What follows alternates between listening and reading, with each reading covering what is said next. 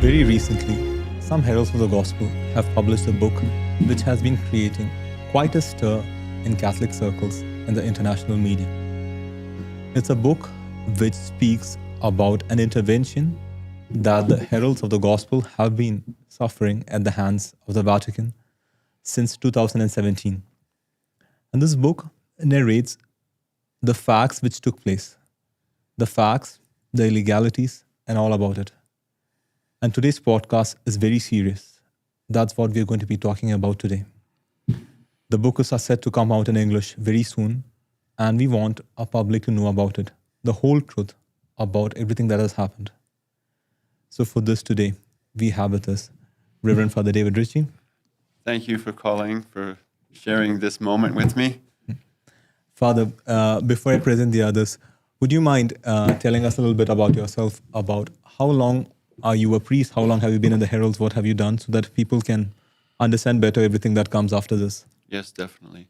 My name is Father David Ritchie, and I'm North American, but been living in Brazil. I was ordained by Cardinal Odilo, the Archbishop of São Paulo, in 2008. So, I have a master's degree in moral theology, and also done many postgraduate in education.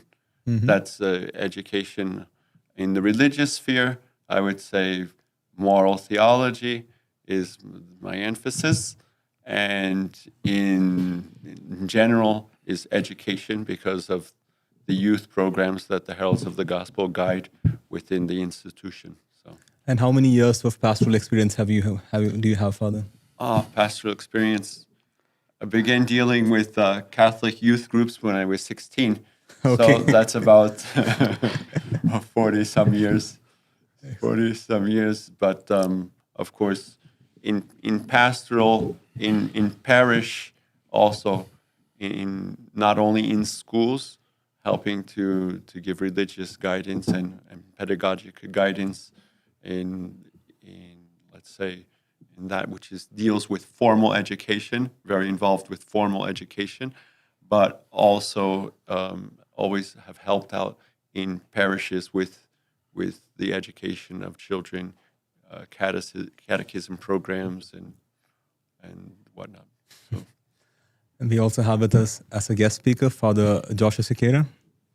Salve, Brother John. It's a pleasure to come back to your podcasts. It's been quite some time since you've... Thank you for the invitation. And a little bit about yourself, Father. Well, I'm Indian. I'm from India, from Bombay. And that's why I tend to speak too quick. I've been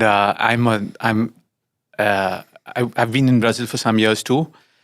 I've been a priest for almost 20 years, but as Father David too, I've been working with Apostolate for much longer than that, ever since I knew the Heralds. I have a doctorate in theology from the Angelicum in Rome. The Angelicum is the University of St. Thomas Aquinas. Yeah, the Dominican University in Rome. In theology, in dogmatic theology. I'm a professor of dogmatic theology, especially Christology and the one and the triune God. I was ordained a deacon in St. Mary Major's in Rome and a priest in São Paulo by the Cardinal Archbishop of São Paulo. I think that's it. And Brother Joseph? Thank you for having us back. Been a while as well. But then there are people who have not met you before. If you can introduce yourself. Joseph Bassi I'm from Canada. I don't have any of the studies that the fathers have over here, but yes, you do. Not a doctorate or a master's degree, but you have all of the formation of a religious brother of a herald of the gospel. Yeah, exactly. Yeah. 20 years in the religious life. A lot of time in the apostolate, helping with the youth groups and the catechism. And it's important, I think, that when we speak about such an important topic, we have let's say, our panel very well represented, not just by doctors, but also those who have pastoral experience and those who have lived the religious life like us, who've seen it, let's say, right from the base.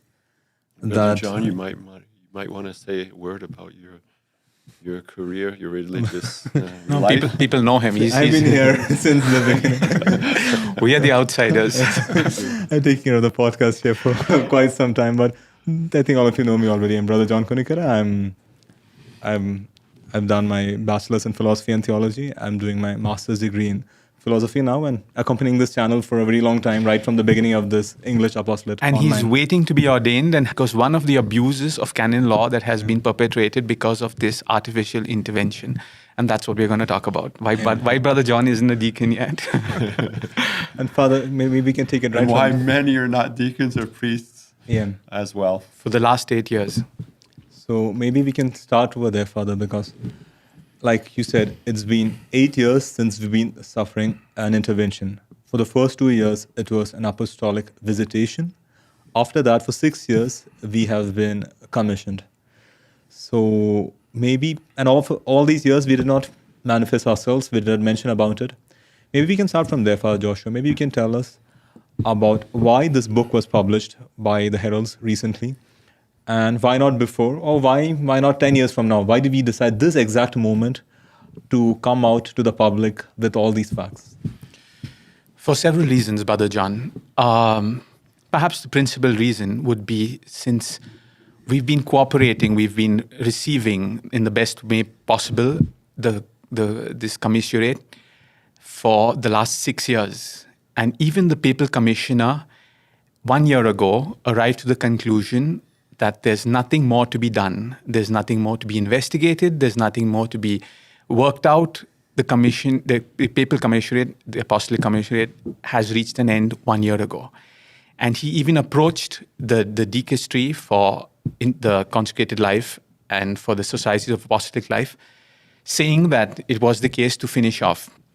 He, after consulting canon lawyers, after consulting all those who studied the case and whatever, he prepared a dossier and presented that to the dicastery responsible. And he said, it's the case to finish off with this. Therefore, it was Cardinal Damasceno, who was the papal commissioner, who decided that the commissariat no longer needed to go ahead. And honestly, he finished off with a report, and he took that to Rome and presented. Or rather, he wanted to present it to the dicastery, but they slammed the door in his face. He was not even able to present the reasons why it's the case to finish off with this commissionary.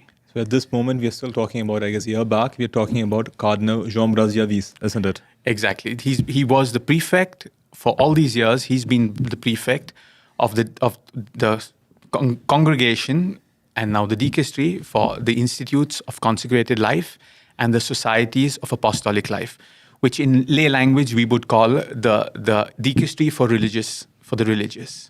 Just for the ones who don't really know the language, canon law language, and what is a dicastery exactly? Can you explain that to us lay people? The word itself has different pronunciations in the English world.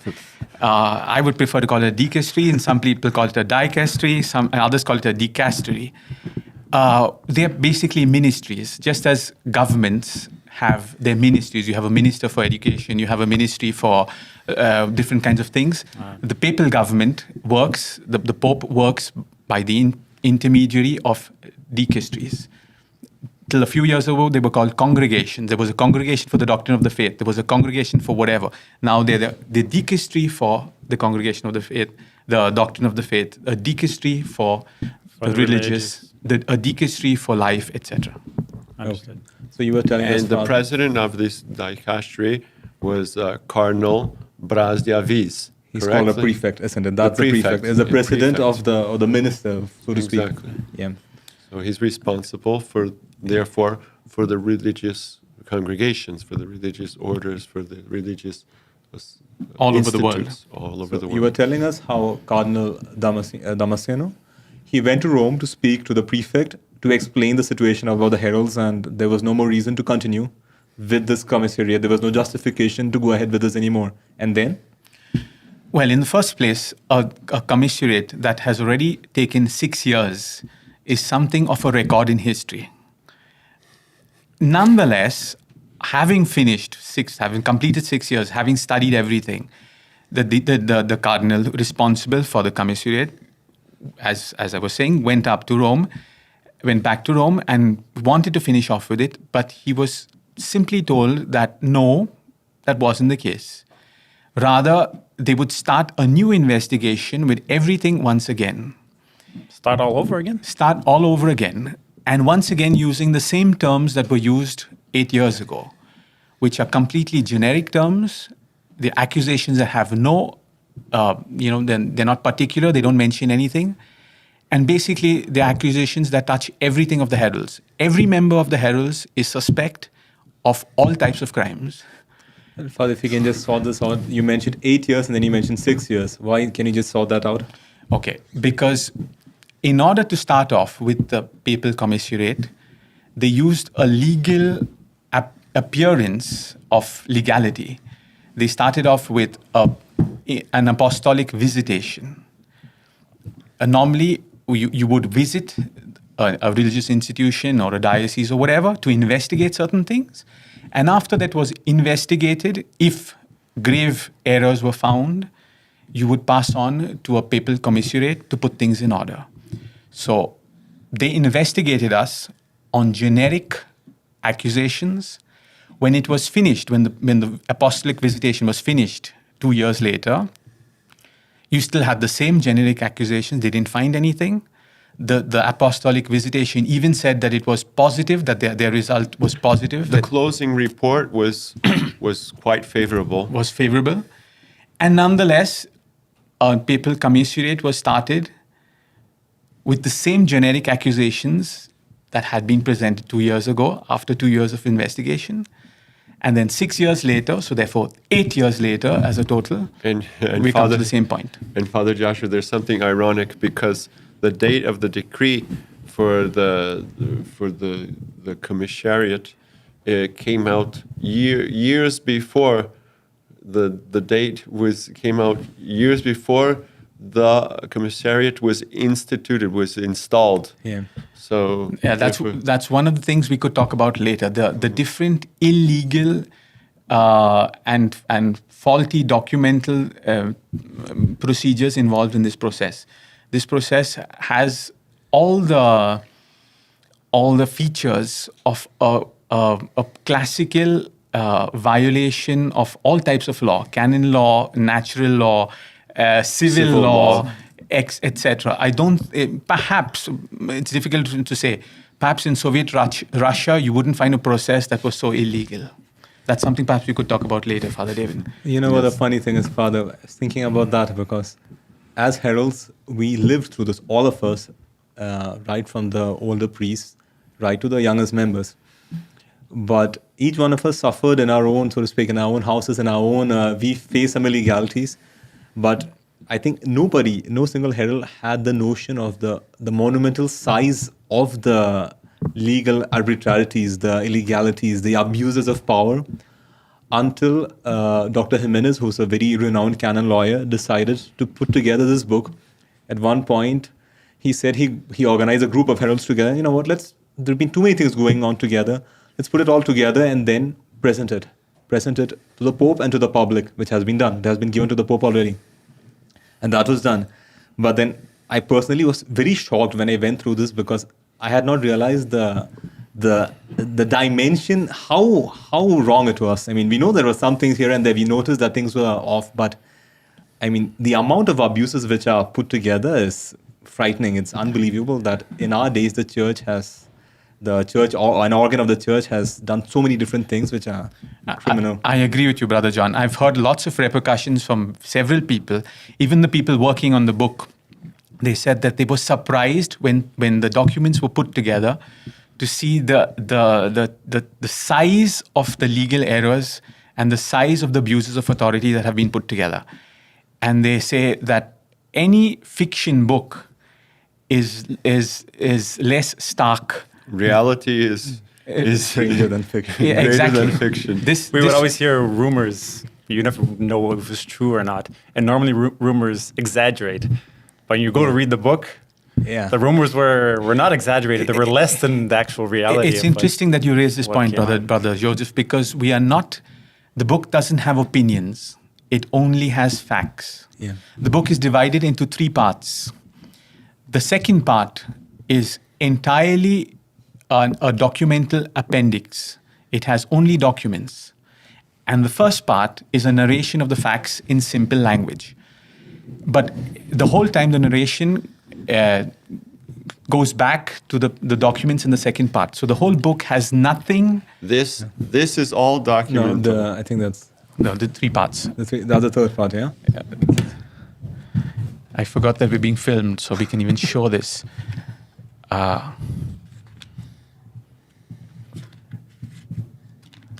This is a narration, this is the documents, and this, the third part, is a canonical study on the types of abuses that were perpetrated. Yeah.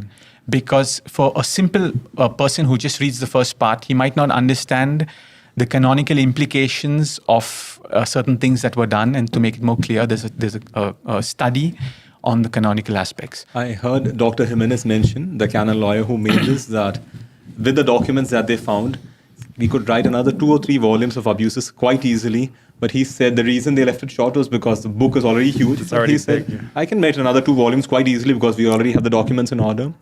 Plus, something he mentioned was that the document that we published are the most important ones, but we've got so many proofs of the abuses that he writes in the beginning, it's available. If somebody wants any other document, which I was not able to put the official document here, just look for me, I can give everything to you.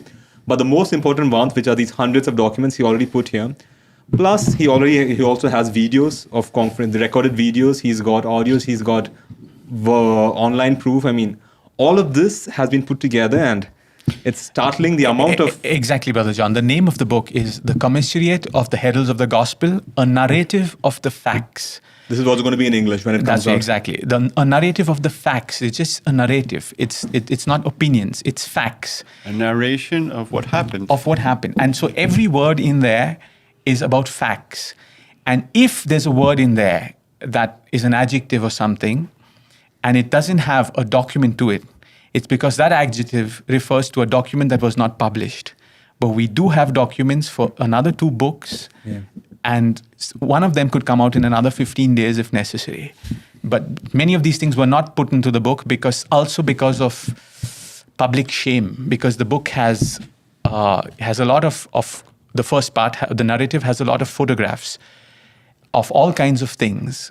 And some of the photographs had to be very well chosen for public decency in the beginning. If it necessary, other things could be published. Yeah. But Father Joshua, I think that our viewers have a doubt. And why is it that that Dr. Jimenez and his aides, and Sister Juliana, Sister Juliana, they only decided to publish the book now? Because like you said, the report was a year back, and then after that, things have become better, many people think. Because Cardinal John Braziavis, who was a prefect, he's no longer there. Of course, we had a change in the Pontificate. So many things have changed at Rome. So isn't that a sign of hope? Why didn't we wait for another year or so? Why did we decide to publish it now? Isn't the new prefect better? Good question, Brother John. Well, the new prefect, the Sister Brambila, who is now the prefect of the dicastery of religious life, well, she seems to follow the exact same line as Cardinal Braziavis. She has refused us any kind of dialogue or any kind of explanation, just as we have been refused for the last 8 years, or the last 7.5 years before she took charge. That's one thing that has marked this whole process. The heralds were never before, during, I can't say after because it hasn't finished yet, have ever been called to reply. That's something that never happens in law, and not even in Roman law. On law, I think even in, I don't know which of the worst communist government or whatever, the accused has never even have been called to respond, to know what the accusations are, and to be able to respond to them. That's what Cardinal Braziavis did for so many years, and that's exactly the same thing that the sister has done right now. And so we have all the indications that everything was going to start again. They were going to start a new investigation, with exactly the same things. I was saying to you, what were the accusations? We were accused of everything, from slave labor to racism to sexual abuse to financial problems to torturing minors to whatever you could think of. We were accused of. Some things you couldn't even think of. I mean, they were so absurd that... Exactly. And also in the decrees to investigate, or for the commissariat, no individuals were mentioned. There was not... Normally when you have an investigation, you have to investigate such and such people. It's thousands and thousands of members of the Heralds of the Gospel all over the world were all suspect of these things. The funny thing is, these things that you mentioned, Father, because even, I mean, in a certain sense, one thing which shocked me was that there were some unscrupulous media outlets who spoke against us when the whole thing came out. And they mentioned many of the things that you just said. Slave labor, racism, this and... But the Vatican decree, at least, I mean, they accused us of something that we could respond to. Even if they were absurd, the Vatican decree was worse than that. It did not even mention these points. Their life is wrong. The way they deal with money is wrong. Their administration is wrong. Their doctrine is wrong. Their way of recruiting vocations is wrong. The way of forming vocations is wrong. Their internal administration is wrong. And at least problematic. If it's not wrong, it's problematic. But they're so vague. I mean, if you had a single instance in a whole history of a single fraud, financial fraud, any dollar that was not accounted for, they could not find. No, that's not. Everything is wrong. It's not that something is wrong. And that's the thing. After 8 years of investigation of all these kind of things, they've investigated everything, investigated everyone. Above all, we've had to pay for that from the very beginning. The heralds were put the onus of everything, of their travels, of their restaurants, of their hotels, of everything has been the heralds. And they've also, I don't know if that's mentioned in the book. It could be in the second book, of how they demanded that they travel first class and that we pay for them. The amount of money that has been spent for them to lead this kind of life, to investigate us. Well, after 8 years. And we bared everything, supported everything, coped with everything. And now, honestly, we have to give a response. Yeah. It's with all honesty, there's a right. There's a right that the heralds of the gospel speak to the world. Yeah. Also because, the right to say the truth is something that's a basic fundamental human right. It doesn't come from being Catholic. It comes from being a human being. Yeah. And since we've been accused of all these kind of things for so many years, a lot of people who follow us, who are with us, they realize that the accusations are wrong. But since we haven't said a word, people do have doubts. They ask questions. So it's necessary at some point to come up and say, well, the truth is this. So why did we choose this moment to say the truth? Because we have the best of indications that things will continue the same way. Yeah. We've been in the freezer for one more year after even the papal commissioner doesn't know what more to do. He says that he's produced a final report 1 year ago and nothing else has happened. An unjust deadlock. We're just frozen. Yeah. And this frozen means that we can't have ordinations. For the last 6 years, we've had deacons, more than 30 deacons who cannot be ordained priests. Some of them even they're young people. It's the best time, the prime time of their life. They wanted their parents to assist their ordination. We have some deacons whose parents have already died, have already expired. Have died. And in the sorry, hope but why can't we have deacons? Why can't we have ordinations? Because of this arbitrary investigation, this arbitrary intervention. In fact, that's one of the worst canonical abuses. Recently, in the last years, there have been several institutes that received commissariates, but none of them had prohibitions for their ordinations. This is something perhaps once again unique in history. Never before has it's completely against canon law. It's completely against all the praxis of the church throughout history.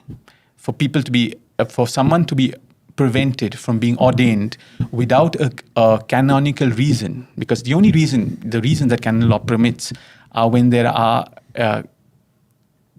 when there are serious reasons, so for example, moral reasons or certain things like that. But when there aren't serious impediments against the candidate, he cannot be prevented from being ordained. In fact, to prevent him from being ordained for so many years is already to throw an accusation against his moral character that he would have hidden impediments. No, that's something that we face. I mean, I'm a seminarian. I did my philosophy and theology. And this does happen when I talk to a seminarian outside. So how long have you been studying? So many years. So when is your ordination? I don't know. Nobody knows. Automatically they think, you know what, he's hiding. He committed some crime. They're not letting him be ordained because he has some moral scandal, that he has a skeleton in the closet. So that's why, and people think that, but it's not just me. I mean, all the seminarians, none of them can be ordained. None of the deacons can be priests. And they think that's even worse. I mean, they did some abuse. More than 100. If you put all of them together. You finished your studies, 3 years ago? Yeah. This is my 4th year. I'm finishing my 4th year now. 4th year? Yeah. Yes, Brother John, you're talking about another category. I was talking about the deacons. Yes. Now, the seminarians, we have 7 years of seminarians who finished off their seminary classes and could not be ordained. You have a whole bunch of members of the Heralds of the Gospel who could not make their temporary vows, renew their temporary vows, so they're frozen because the temporary vows were for each 3 years. And after 3 years, they could not be renewed. So they're like in a legal limbo with their vows. Legal or illegal? Yeah, exactly. Illegal. And others who could have made their permanent vows also haven't made their permanent vows. Also, you have students who have gone into the aspirants, therefore, to the religious life, who could not be received as aspirants. And then there's a final category of students and their parents who have been defrauded in their expectations because of the dismantling of the educational project of the Herald. So we are talking about several categories of people, at least 4 or 5 categories of people, not just the deacons.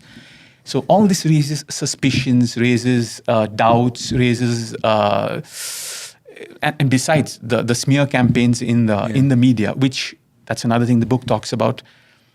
We have clear indications of a connection between the Vatican study and the media campaigns. The campaigns were always at the same time that the Vatican took a step against us. And normally, as the book well documents, once again, there are facts. Normally, the media campaign would start 2 days before the Vatican measure was made known. Yeah, before we got the news as... No, that would be not just 2 days. It would be about 15 days to 1 month or 2 months before we got the news. Yeah. We would normally receive the news from the media. And sometimes in some of the media campaigns, they even had documents, reserved documents, from the congregation, from the dicastery of religious life, leaked to them before the documents were officially notified to us. So how can a confidential document not be presented to the one responsible, and nonetheless the whole world gets to know of that before? Well, speaking of the media campaign, one of the facts which shocked me the most was the first campaign, which, if I'm not mistaken, the one which started in 2017 against us, it started shortly before it started. Cardinal Braziavis, who is in fact Brazilian, he traveled to Brazil and he met up with people over here. Shortly after he left, everything started. But what is impressive is that there are witnesses who write this. They went to greet him, and someone mentioned, because there was nothing against the Heralds yet in public. And somebody mentions the case of the Heralds. Father, the Heralds of the Gospel, Cardinal, do you know about them something?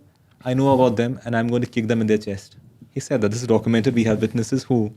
He says that he travels, right afterwards, everything starts. And it's a very, a curious coincidence to say the least, that once he makes a promise like this, you can't make you don't have a direct proof of a relation, but let's say it's at least a sinister coincidence that a media campaign starts right after a cardinal promises to kick you in the chest. Well, Brother John, the first chapter of this book is a little history of who Cardinal Braziavis is, of how he was as a bishop in the Diocese of Ponta Grossa in Brazil, and how his animosity, how his hatred towards the Herald started out. And incredibly, in the Diocese of Ponta Grossa, he already did the same thing, not against the Heralds, but against certain opponents that he had in the diocese. He was very interested in liberation theology. he in fact, he even said that he was, as the prefect of the congregation of the dicastery, he said that he was thinking of leaving the priesthood because he was so interested in liberation theology, and the Catholic faithful were not responding to what he wanted. And so he was so disanimated that he was thinking of apostatizing from the priesthood. But then he met a Catholic movement which promised him that there would be changes in the church, and that if he stayed on, he would be able to do things that leaving the church, leaving the priesthood, he wouldn't be able to do. And that's when he becomes the Bishop of Ponta Grossa in Brazil. And as the Bishop of Ponta Grossa in Brazil, he turns his attention only to social and political things. And the scandals that are current in the diocese at the time are documented in the book. And to go against his political opponents, because he tries to dominate the political scenario in Ponta Grossa, to try to dominate the political scenario, to throw down the political leaders over there, he starts media campaigns over there in the Diocese of Ponta Grossa. The modus operandi is exactly the same thing. So you would say that Cardinal Braz de Avis' opposition to the Heralds of the Gospel is thoroughly ideological, therefore? Well, I wouldn't say that. He said that. It's documented in the book. There are even pictures and reports of facts at the time. I think in the podcast I couldn't give all the details because I'd take the suspense out, right? No one would want to read the book afterwards, right? No, and besides, this is just the first chapter. I think we need to talk about the other chapters because the prehistory is interesting. But what we need to talk about is the history of the Commissionerate. Father, it's interesting that we're talking now, this whole event with Braz de Avis, you're talking about the years 2000s, I guess, more or less. Exactly. The beginning of the 21st century. What is exactly, so that for people accompany us better, they know us on YouTube for some time now. They've seen the work that we do, the churches that we have, the ceremonies, the priesthood, all that. But maybe if you can say a word about the history of the heralds, our history with St. John Paul II, with Benedict XVI, of all the marks of commendation that we received from Rome over all these years until overnight everything changed. Maybe just a word about that. Including the founder, Monsignor Ron Claudius, which was... If Father David, who's older than me, would like to speak, I'd give the word to him, but otherwise I'd speak. No, go ahead. I'll compliment you. Okay, so our founder, Monsignor Ron Sconlamilio Claudius, a Brazilian, founded the Heralds of the Gospel. We were started off as a canonical, as an ecclesiastical movement in 1998, 1999. Monsignor Ron was a disciple, the perfect disciple of Professor Plinio Correa de Oliveira, who was the president of a civil organization in Brazil and all over the world called the TFP, the Brazilian Society for the Defense of Tradition, Family and Property. Dr. Plinio, as he's called in Brazil, always wanted his work to be a religious order. In the 1930s, when he was just 20 he was the most important Catholic leader in Brazil. He wanted his work, his first group of disciples, he wanted with them to found a religious order. And when he came to know of the founding of the Society of St. Paul in Milan, he realized that would be the type of juridical structure, the canonical structure that he wanted. That would be something that later on, many decades later on, would receive the canonical structure of a secular institute. Dr. Plinio even wrote to the superior of the Society of St. Paul, and he met up with him when he came to São Paulo to see if he could found a religious order on the same lines. That's the first time he tried. Along his life, he tried on several other occasions. Unfortunately, since he had to fight against the infiltration of communism into the Catholic means, and for other reasons, he wasn't able to found the religious order because he was thrown up against all kinds of opposition, including liberation theology leaders within the Catholic Church in Brazil, which was considerably affected by liberation theology. For example, in the 1970s, during the pontificate of Pope Paul VI, Dr. Plinio had even he even studied the possibility of founding a secular institute, which he even gave a name. It was called Regina Cordium, and he even elaborated the rules, the statutes for the secular institute. Mm-hmm.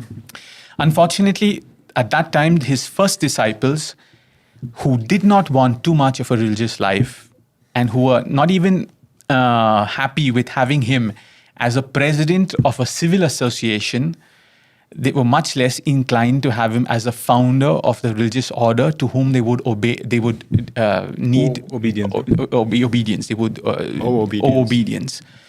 But Monsieur João, who was Dr. Plinio's disciple, he already started within the TFP, what is known as the hermitages.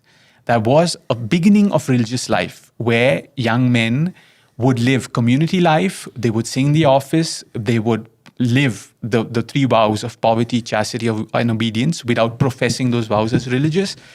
And that would be a seed for the founding of a religious order. At the end of the life of Dr. Plinio in 1995, from 1993 to 1995, Dr. Plinio insisted a lot on the founding of the religious order now that the structure of the hermitages had taken roots within the TFP. They had community life. And you had everything was already ready. It only needed to be recognized. Father David was a hermit in the US. Where was the hermitage, Father David? We had religious life in Mount Kisco, New York, in Bedford. And of course, but my religious formation already began within that which we call the Hermitage of Presto Sum here in São Paulo, Brazil. I remember when I was a young boy, a very young boy, I would look up to Father David.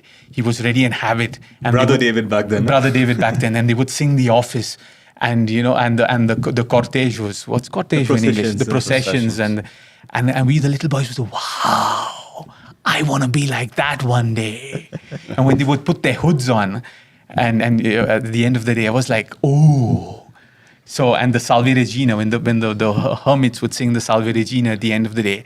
So, well, that was religious life already lived. Yeah. After the death of Dr. Plinio, those who did not want religious life separated from those who wanted religious life. So the great majority of members followed Monsieur João, and then he did something that Dr. Plinio always said that he wanted, was to have his work serving the church much more strongly with the help of the sacraments, with an abundance of sacraments and whatever, having priests, something that you couldn't have without an official canonical recognition. Yeah. And that's when the Heralds of the Gospel was founded. Approved by... It was first approved at the diocesan level here in Brazil, and then by Pope John Paul II in 2001. In 2001, therefore, the Heralds of the Gospel was founded. But within the Heralds of the Gospel, you have a specific vocation of those who are called to be priests, to be clerics, or those who are called to be religious sisters. Now, canon law does not permit a universal canonical structure. Not that it doesn't permit, it's impossible to have. It's impossible to have a structure, a canonical structure, that puts together priests, sisters, families, and everything together. You can't live in the same house. You can't have. It's impossible. That would be impossible. So, even though the charism may be similar, of course, the specific finalities, the specific purposes of action, of apostolate, of ministry is different. Father, if you permit a quick spoiler. One of the most, I guess, if it wasn't so tragic, it would be funny, but one of the funniest things that they try to do in the commissioning. They who? The commissioners who were put here, Cardinal Damasceno with his helpers, initially they tried to make a single rule for all the different people who have some relation with the heralds. And somebody opposed, Your Eminence, are you sure you know what you're doing? Because you're going to have the same rule for a housewife, for a professor who's working alone in another country, for a priest, for a sister. How are you going to put everybody with the exact same rule? And he himself realized that didn't make much sense. Brother John, I don't think it was an accident. The whole series of events shows that it's more intentional than just an accidental error. But to explain that, I'd need to complete what I was saying about the three institutions. Well, the Heralds of the Gospel were founded as a private association of faithful. And therefore, it came under the Pontifical Council for the Laity, because it englobes, in its great number of members, lay people. And in the beginning, they were only lay people. From within the heralds, some of small fraction of members are called to be religious priests. So a new form of canonical structure was given to these, and a society of apostolic life was founded by Monsieur Zhuang. This Society of Apostolic Life is on the same lines, for example, as the Society of Apostolic Life of St. Vincent de Paul, and etc. For Catholic lay people, they would already be considered a religious order. It is a type of a religious order. Okay. And therefore, it comes under another dicastery of the Vatican, not the Pontifical Council of the Laity, but the erstwhile Congregation for the Institutes of Consecrated Life and the Societies of Apostolic Life. Mm-hmm. In simpler words, the Congregation for the Religious, which nowadays is called the dicastery for the religious. So it's a completely different canonical structure, because the members of this Society of Apostolic Life are religious in all the sense of the word. They have, for example, they have a vow of poverty. They cannot own things on their own.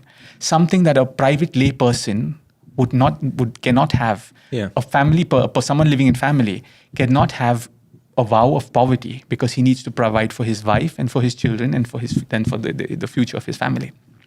So they have the three vows of poverty, chastity, and obedience. But once someone has a vow of poverty, chastity, and obedience, then when he gets sick, since he has no money of his own, the religious order needs to look after him. So you have a completely different scenario. That's where another technical canonical term comes in, which is the differentiation between public and private institutes or associations or whatever. A private association, the money of a private association belongs to the associates. For example, if you have a chess club, a club of chess players who are Catholic, they founded an association where they want to play chess, but they want a Catholic milieu, they want a Catholic ambience.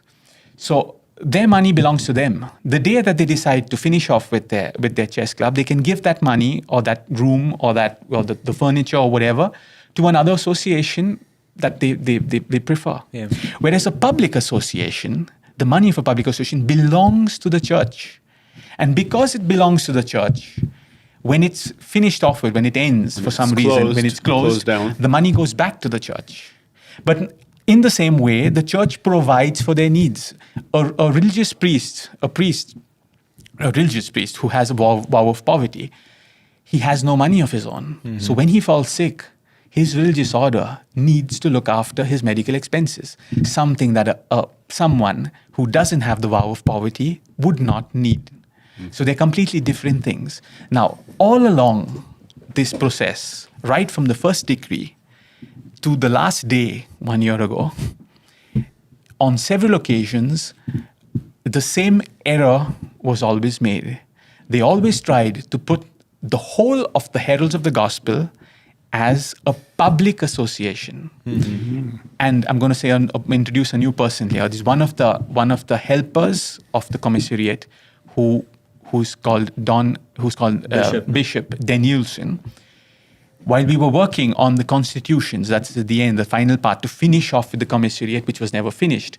But as the commissary wanted to finish off, we worked together with him in long meetings that took several days. Some of the meetings took 9 hours. One of them took 13 hours, We cooperated in everything in the hope that the commissariate would end.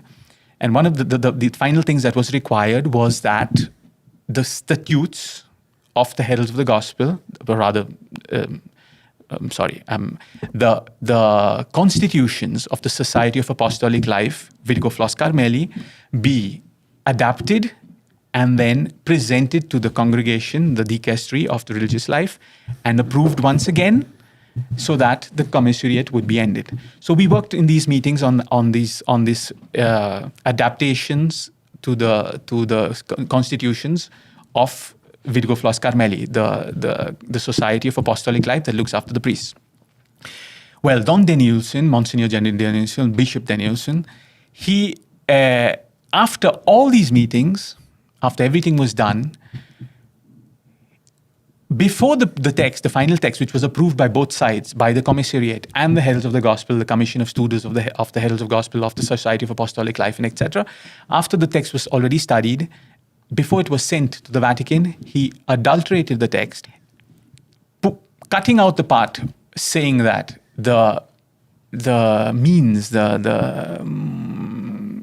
patrimony would go back to the individuals or to another association that they deemed fit, and he substituted that for words saying that, for a simple phrase saying that if the association Heralds of the Gospel were to be dissolved, their patrimony would be given back to the local bishop. But this is illegal. It goes against every law in the world. Well, that's called robbery.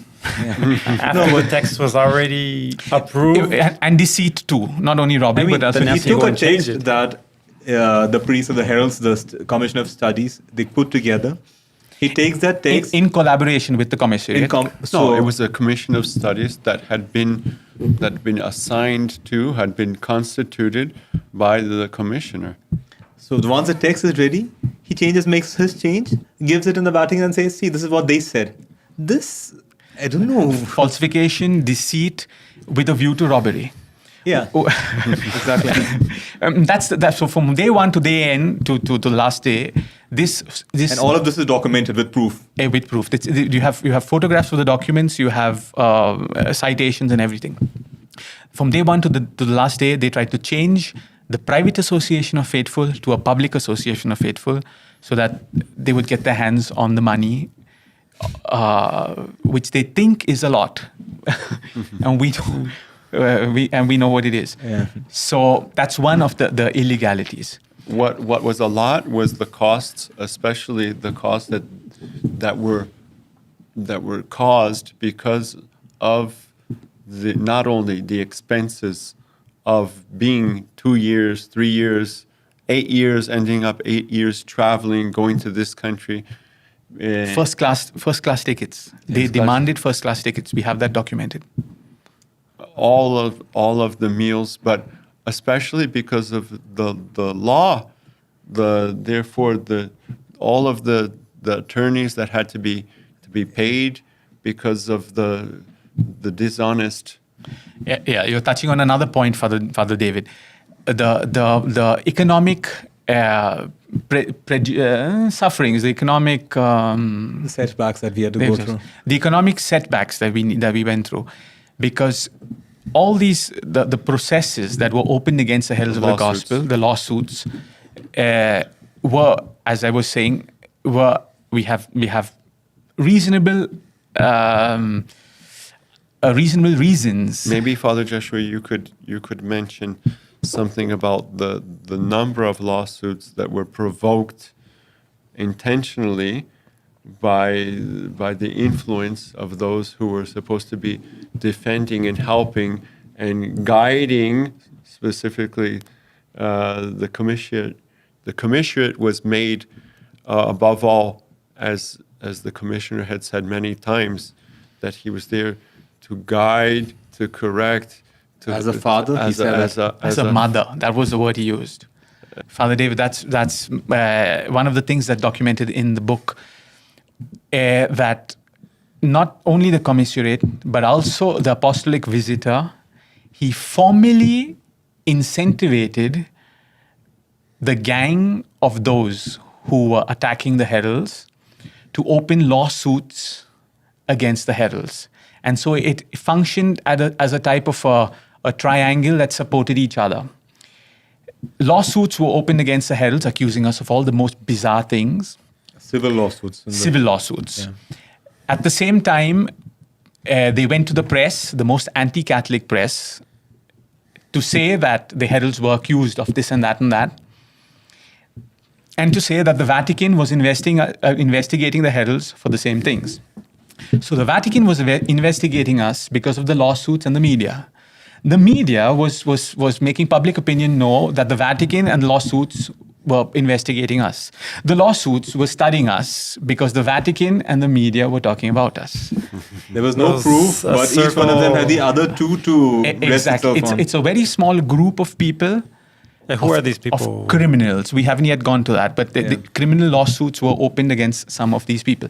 But just to answer Father David's question, so there were more than 30 lawsuits opened against the Heralds, which were studied by different instances of the law in Brazil and in other countries, depending on where the lawsuits were opened. Some of them by the public prosecutor's offices, some of them by all kinds of things. Even some of these went up to the Supreme Court of Justice. And all of them, absolutely each one of them, investigated by the civil power, by the police, by whatever you want, came to the conclusion that there were absolutely no proof. The accusations were false, and in most of the cases, they were even impossible to have been realized. Yeah. Because some things that, like to say, that exactly, something that couldn't have possibly taken place in such and such place. And we have all the documentation of that. That's part of the appendix, the documental appendix over here. But what it cost us, coming back to another thing that Father David was saying, what it cost us to go into these legal proceedings, which were fomented by ecclesiastical authorities, at least some of the proof we have over here, what it cost us for that, besides all the other things, it was another way by which we could have been squeezed out or smashed, crushed. Yeah. Because at the same time that happened, because of the media campaign, all our donations fell in a great way. Yeah, number one, we even have documents. That's another thing in the book. Certain donations that we would have received were formally cancelled because of the, within quotes, bad name that the Heralds have. For example, there is a company here in Brazil that makes biscuits and cakes and whatever. So they would donate to us food. And they sent us a letter saying that, well, we are going to suspend this for some time till the bad name of the Heralds is cleared up. But this bad name has continued now for 8 years. Yeah. If we had a bad name which we could, if there was something which we could defend ourselves from, at least ecclesiastically, that is the worst part. Till now, they don't tell you what you're accused of without a generic thing. You did so-and-so thing wrong. I have a proof. Done. We can argue. We can fight. Not even proof. Just say you're accused of such and such thing. Yeah. There's no specific accusation. Accused, right? That's one of the things that, coming to another issue, which is the case of the minors. One of the judges who studied the case, he says that all the accusations are generic. For a legal proceeding, you can't have generic accusations. You need to have specific accusations. And many of them were from anonymous letters. And anonymous letters sent to the Vatican is enough to start a whole investigation which took years. But it has no value juridically. You have to tell who's making the accusations and with what proof. Exactly. An anonymous letter, I think he's evil. So what? No, for example, coming to the case of the young students and the educational project and whatever, the Vatican kept repeating that the families of the students were accusing the Heralds of alienation, that their children were not allowed to be with their families. To visit their families. Nonetheless, all the families, once again, ALL, all the families, every one of them wrote letters. We have, I don't know exactly how many thousands of letters. 2,000, 300, 600, something exactly, like that. Letters, saying that they were happy with the way their children were receiving education. And since they are the legal guardians of their children, they want that to continue. So how can all the families who have students studying with the Heralds, in the educational project of the Heralds, say that they're happy, and nonetheless continue accusations that families don't want? So you have generic accusations which are completely disqualified By the concrete proof. by concrete proof of absolutely all the families. But that's what happens in other Also based on these generic accusations is when they made a decree that no minor could lodge in any house that was administrated by the heralds of the gospel or by the associations that are. This was something really sinister, because what shocked me the most that in Brazil and other parts of the world, we don't have anymore because of this. We had boarding houses where we had... Sorry to cut you, Brother John. Lodging. Father David, you're wanting to get to the most interesting part as soon as possible. That's the most interesting chapter of this book. The legal roller coaster about the students. But go ahead, Father John. Shocked me was that many of them were very poor families, and it was not that anybody gets the chance to study with the heralds, because our schools are well known to be very good schools with excellent lodging. And many of them had to make requests. They had to go through exams. It was a hard time for the schools that we used to have. We used to have, exactly. That they ended up, because of the lawsuits, ended up cancelling the schools. But the parents had a hard time getting the children to study there. And they were very happy because they were going to get an education above what the economical situation could afford. Of course. But the poor... being good to the poor doesn't exist in these cases. In ideological persecution cases, being good to the poor doesn't exist. So you just took the children, take them back, and the heralds are not going to do anything for you. And not just take them back. Take them back in the middle of the school year. So they're going to lose a school year.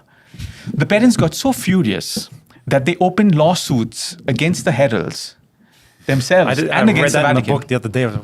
Because they didn't understand why their children were obliged to lose a school year. Yeah. And they opened these lawsuits with their respective governments, because this was not only in Brazil, this was in Portugal, this was in Costa Rica, this was in Colombia, this was in Ecuador, other places. And the government, the Secretariat of Education or the government, depend on each case, the heralds were processed and obliged to not end the school year entirely in the middle, as it was as because we were government order. And some of while we were being sued, some of the lawsuits, the judges say things that are really, really strong. Well, they say that the Cardinal Braziavis, he was doing something that goes against the separation from the church and the state, because the Vatican has no right to interfere in in civil states. Now, the process of education, because all of these schools are not, you can't have a school in any place which is not recognized nowadays by the local government, and they approved. So they're institutions, they're civil institutions. The rights to where children study belongs to their parents or to their legal guardians. All these are natural rights and civil rights. There are a whole bunch of other things. All these rights are looked after by the civil government. The Vatican has no right to go into civil governments and tell them interfere with civil governments. So these decrees, Cardinal Braziavis started passing decrees that were not only absurd, that were not only arbitrary, that were not only tyrannical against the heralds, but he thought that he could start oppressing governments, international governments. He created an international case. That's one of the most interesting chapters of this book. Father David, sir, he's a very nice person. He wants everyone to know the most juiciest parts. I remember the disaster that it was, because when the decree from the Cardinal Braziavis came, that the students had to go back home. They could not lodge anymore, because one thing was lodging and another thing was the school. They weren't actually boarding schools, but they were regular schools with the professional schools. And of course, the heralds had arranged boarding for the students. So, and of course, that helped the parents enormously, because they didn't have to go back every day back home. Some of them lived far away. Some of the students lived. Most of the students are from other cities in Brazil and from other places around the world. Countries. So, and the parents would come occasionally to visit, especially in the parents' meeting at the school. But at a certain moment when the heralds were prohibited to have any lodging for the students, what happened? They're from the religious decree that we had to tell the parents, listen, you're going to have to find another school for your students. And they said, how can we do that? And they started crying in the middle of the school year. Now I know why you came to this point, Father David, because it's your soft spot. You're the man with the education. Okay, tell us your experiences. No, go ahead. I thought you wanted the juiciest part, but no, that's what you work with, right? Exactly. I think that's what you felt the most. Exactly. And you saw the trauma of the families. Tell us something of what you experienced. Not only that, another thing that happened is because of the false accusations that they spread in the media and that they went and made denunciations in the public ministry here in Brazil. The public ministry is the prosecutor's office. The prosecutor's office. Public prosecutor's office. What did they do? One of a judge that they obtained, they influenced a judge with false accusations, had actually decreed that the schools could not receive any more students. So we had the registration for new students was closed. What did they wanted to do? They wanted to use both aspects of the religious power and the civil power in order to put a deadlock on, and therefore their intention was the possibility of more religious vocations arising. Mm-hmm. Because of course, someone who studies in a school that is influenced or administrated, even though in a secondary fashion or in an approach which is according to the religious principles, of course, it's much easier for a religious vocation to arise from that atmosphere, from that education. So there was an intention to smother future vocations. So once again, that would be another way to kill the heralds. Not allow, at the end of the formation process, not allow the deacons to be ordained priests, and at the beginning of the formation process, or even before it, to smother the possibility of getting new vocations. Yeah. Once again, over 8 years, that would have been successful. Yeah, exactly. But Father, we were talking a little while ago. You started explaining how the historic process started with the heralds, how we were going very well. We had approval from St. John Paul II. Eventually, we got also all sort of praise and awards even from Pope Benedict XVI.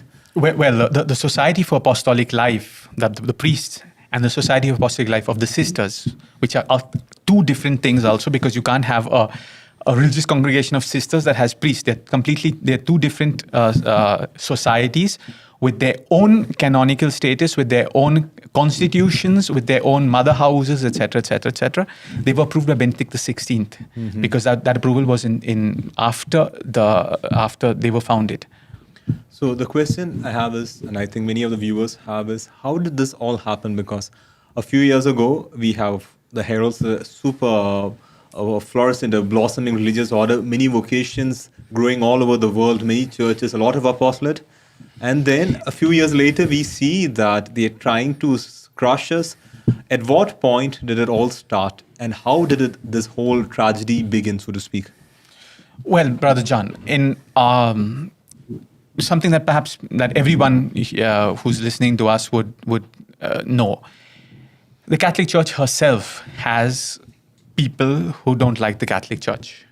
Someone who was Catholic, and then because in most cases it's like this, because his or her moral life did not agree with this or that point of the Catholic Church, they start to go away from the Catholic Church.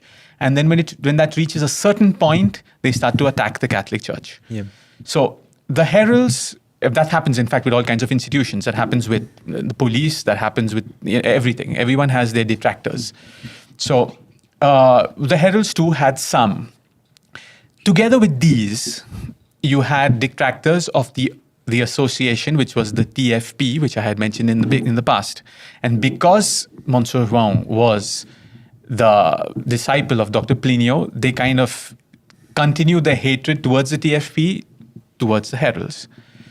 So there's a whole bunch of small groups, very small groups. There was one Argentine man who stays in North America. There was a small group of people in Brazil, and they would put things on the internet that were very, very ugly, and with moral. Sometimes you couldn't read certain of those things without touching on moral issues. Some things you need to confess if you read something like that, because there would be attacks not just against the Herald but against the Catholic Church. There are photos of some of their publications on the social media earlier in the book, saying that against virginity, against etc. I won't go into details. The photos are in the book, but they always had a very little attraction, because they were so violent, they were so abusive, they were so immoral that people would not, they wouldn't get attached to them. When Cardinal Braziavis became the prefect for the dicastery for the Institutes of Consecrated Life and the Societies of Apostolic Life, these splinter groups who were divided among themselves and used to attack each other and used to abuse anyone and everybody and the Catholic Church and the Pope and etc., when their accusations found favorable echo in the years of this cardinal, then things started. Mm-hmm. Because then they came together and they realized for the first time that they would have an audience that they wouldn't have before.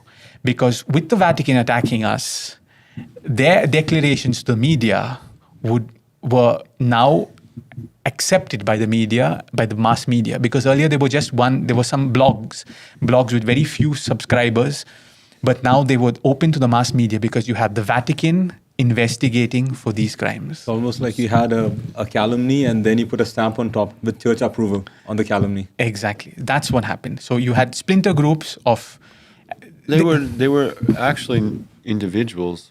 Many times they were individuals who were ex-members, in some cases, and who were unhappy because that was a problem of conscience. That was like a thorn in their conscience that, listen, I didn't work out, I wasn't successful, and now I have to explain to the circles in which I've inserted myself how I spent 5 years or 10 years or 15 years or 20 years living a life that's the opposite of the life I lead right now. I need to explain to my now friends and to my conscience and to my conscience that I was illuded, that I was brainwashed, that I was badly treated, that I was slaved, whatever. To try to tell people, it's a psychological phenomenon. There's studies. In one of them is mentioned in the book that when someone breaks away from a group, be it the police, be it the firefighters, be it a religious organization, they need to explain to the new group with which they find themselves what the reason was that they left something that is normally considered prestigious, and in many cases involves having a life opposite to the life I now lead. Father, if you permit a small parenthesis, I remember cases, I don't know how many of them are mentioned in the group, but I remember concretely some cases of people who had to leave the Heralds, not because they wished to, but things came to a point that the life inside was not accord with a Christian life. Then said, my friend, you have to take another way. You can't remain inside anymore with the life that you're leading. Things went. And then we have, during years, emails from them asking them to come back. Can I come back? But then we would encourage them to lead a sacramental life, to go to the church, all that. But no, you can't come back now. Some of these were even hired by us out of Catholic charity, love, so that they could have something to do in the world. Well, but they were directed towards marriage. They were helped out to put their sacramental life in order and whatever. And they were also given jobs. Some of them worked for the Heralds in certain things. So they were helped. We have the documents that during years they write to us, thanking us for everything the Heralds has done, or oftentimes asking to come back because those were the best years of their life. We have this during years. And one fine day, they wake up, I hate them, I was tortured inside, they kidnapped me, they would not let me leave. And okay, Brother John, you're touching on another point right now. These surprise conversions, it's mentioned in the book. I'm not saying anything from what I know that would come out in the second book. No, even what I could say in the second book would be facts. But I'm talking about the first book. It's in the book that some of these cases were produced by a vitamin that's very efficacious, vitamin M, vitamin money.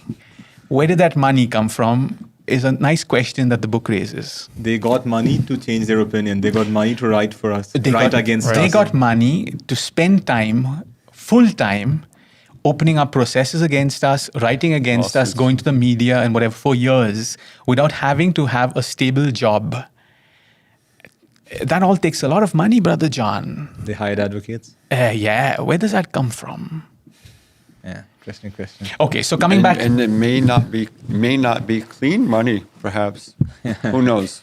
Well, opinions. No, I'm talking about facts. Right, facts, just facts. Yeah. Whether money is clean or not, I don't know. Yeah. But if it was clean money, it became dirty by what it was used for. Yeah.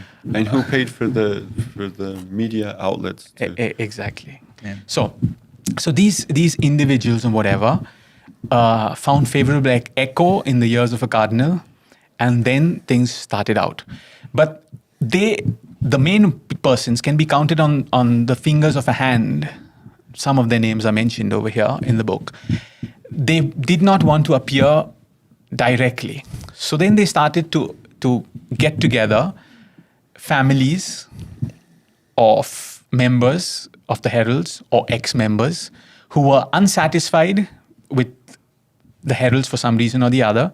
Some of these families unsatisfied because their children were Heralds and they were not satisfied, happy that their children had a religious vocation. Just like the father of St. Francis of Assisi was unsatisfied that his son would be religious. Yeah. So they started putting together these families and they used them to open the lawsuits. It's interesting that all these lawsuits, the documents of these lawsuits, have almost the same terms. They were written by the same person. Or at least 30%. And 30% are signed by the same person. Wow. They were opened by the same lady. Her name is mentioned. The same advocate. The same lady, exactly. So we have different individuals all over the world making lawsuits, and all of them, by a mere coincidence, are using the same advocate. No. Same lawyer. The 30% of the process are opened by the same lawyer. Okay. And the other 70% have wordings that are almost the same also, even if they use other lawyers to open it. Wow. Okay. So, and there are proofs in the book which show that this person had actually said, listen, you write your testimony, you witness what you experience, and then after we'll fix it up, we'll arrange the wording to help you, and we'll put anything that's necessary to make it more salty. Yeah.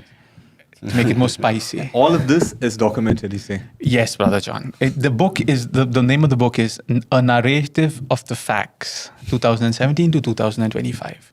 So, but hold on. Then an interesting thing comes in.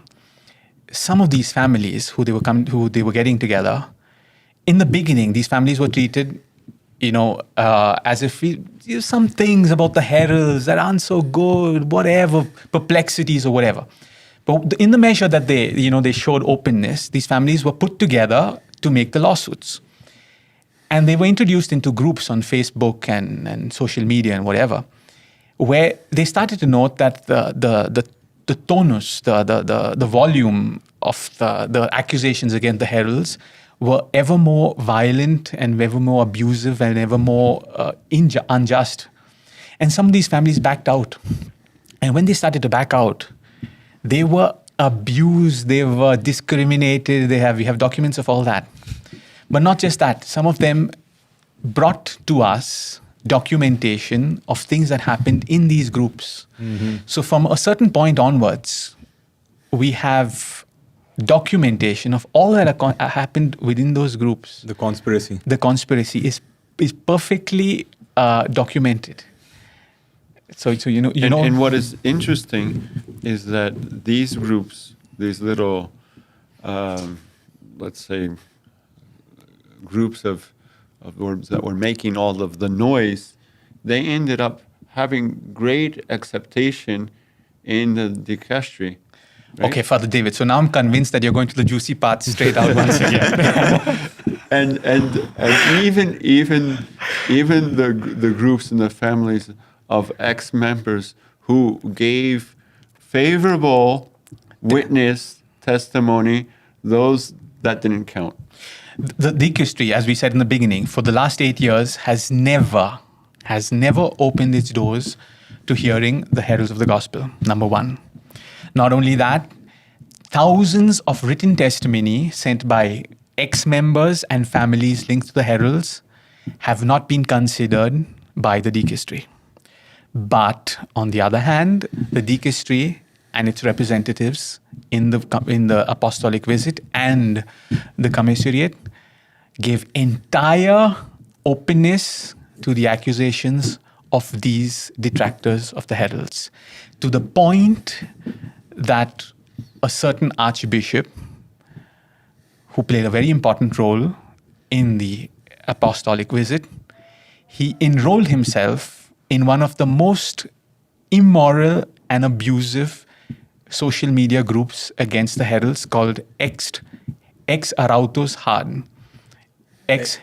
Hard, which is really immoral. And he was a member of that group for a long time, and he, in the group, incentivized others to join all kinds of things. And not only on that occasion, but on other occasions, you have the people within these groups telling each other, my daughter was received by Cardinal so-and-so. Cardinal Braziavis. Yeah, in this case, it was him. Yeah. And he said that, don't worry, I'm starting a commissariat against the heralds, which will be led by a cardinal, a nun, and a bishop. So from these attackers and anti-Catholic people came to know that we would be receiving a commissariat even before the media. Then the media came to know it, and the decree of the commissariat was set. So therefore, he was fulfilling his promise of kicking the heralds in the chest, exactly, as he had promised Father, years before. Something is not clear here, because a little while ago in the beginning, you also mentioned, Father, that at the end of the Apostolic Visitation, they made a report which was favorable to us. But then this man who was so partial, he, to the point of enrolling himself in a group against us, he gave a report which is favorable to us. That is not clear. And the second point is, why would a report which is favorable to us, would we receive a reward of a commissariat? I'll answer your second question first. Okay. I'll answer it with another question. In Soviet Russia, does one thing have any link to other things? The trial and the condemnation. There's absolutely no need of a link, or logical link between a process and the condemnation. Yeah. So that's the answer to the second question. The book has proofs about. Father David, for the third time, the book is called The Narrative of Facts. It's only facts. That's there. So the second question is pretty easily answered. There's absolutely no link between the final report of the Apostolic Visit and the Commissariat. So the report could have said whatever. No. The report bad, it could have been good. No. The report Didn't matter. was good, and the Commissariat was made nonetheless. Because they didn't care about the report. Exactly. I think they would have cared if it was bad. That would have helped. If they actually got a bad report, they would have used that to make things worse. But since it's good, it doesn't exist. I was going to cut Brother John said, opinions, no. But perhaps using a little logic, that would make sense. Because if everything that could have been used against the heralds was used against the heralds or fabricated against the heralds, if there was a report that was against us, it would have been used. Right. The fact that it was silenced is a fact. Because the report never came out, right? Exactly. But we have the books. The book mentions persons within the Vatican corridors who gave us an idea of the report. A feedback of what. And there were not just one person. There were a list of people who. Certain names are not mentioned in this book for the time being. If required, they could be mentioned to the general public, or at least to certain specific authorities who with confidentiality, we could give them the names. Also, Father, you already mentioned that if anyone's interested, they can talk to Dr. Jimenez, and he's willing to show them other documents that they're interested in. Exactly. Of course. But coming back, what was your first question? So why did a man who, like you said, who took on the apostolic visitation with so much partiality, how did such a visit, so partial, end up with a favorable report? Well, there are two answers, two parts of an answer to give to you. One, not this person who you're mentioning, but his auxiliary, who was also a bishop at that time during the apostolic visit. He traveled to some countries, which was Canada, Mozambique, and whatever. And at the end, he elaborated a partial report of his trip, obviously paid by us, to these countries. And this report, which is documented, as Father David says in the book, this report was sent by him to Cardinal Braziavis. And Cardinal Braziavis says, I don't understand what you're saying. What do you mean, but I didn't find anything? You need to find something. So the investigation saying that nothing wrong was found is not the type of investigation. That's not an answer. That's not That's not acceptable. Exactly. But that's an official document from the Cardinal to one of the auxiliaries of the apostolic visit. That's one part of the answer. And the other part of the answer is that, well, the main report of the apostolic visit, I don't know. People have consciences also. I mean, no one goes so far as the Cardinal, right? Yeah. Or at least they had the good sense to not think that they could kick natural law, civil law, canon law, everything at the same time. They hadn't reached so far in their dreams of being, Alexander the Great. So, Father, it's quite clear the whole history, how it all began, and the apostolic visit. And then maybe now we have to enter into how the commissioning began. What was the stage which took place? Because with a favorable report, between this decree and between the favorable report and the beginning of the commissionerate, can you fill up a little bit the historical part? What happened? Okay. Pretty simple, Brother John. This part is very simple. One day someone appeared in Rome at the house of the Heralds of the Gospel, the Procuradoria of the Heralds of the Gospel. What is a Procuradoria? Well, it's every religious institution has a formal address where it receives things from the Vatican. It's where you can be found. Yeah, exactly. Bureau, maybe in English. Yes. I don't know the exact word. No, it's more than just a bureau. It's your official address. So like when someone needs to find you, you're a representative. Your representative, your official representative, because you could have other houses in the same place, but that's where you're officially to be found. So one day someone appeared over there, a Vatican official,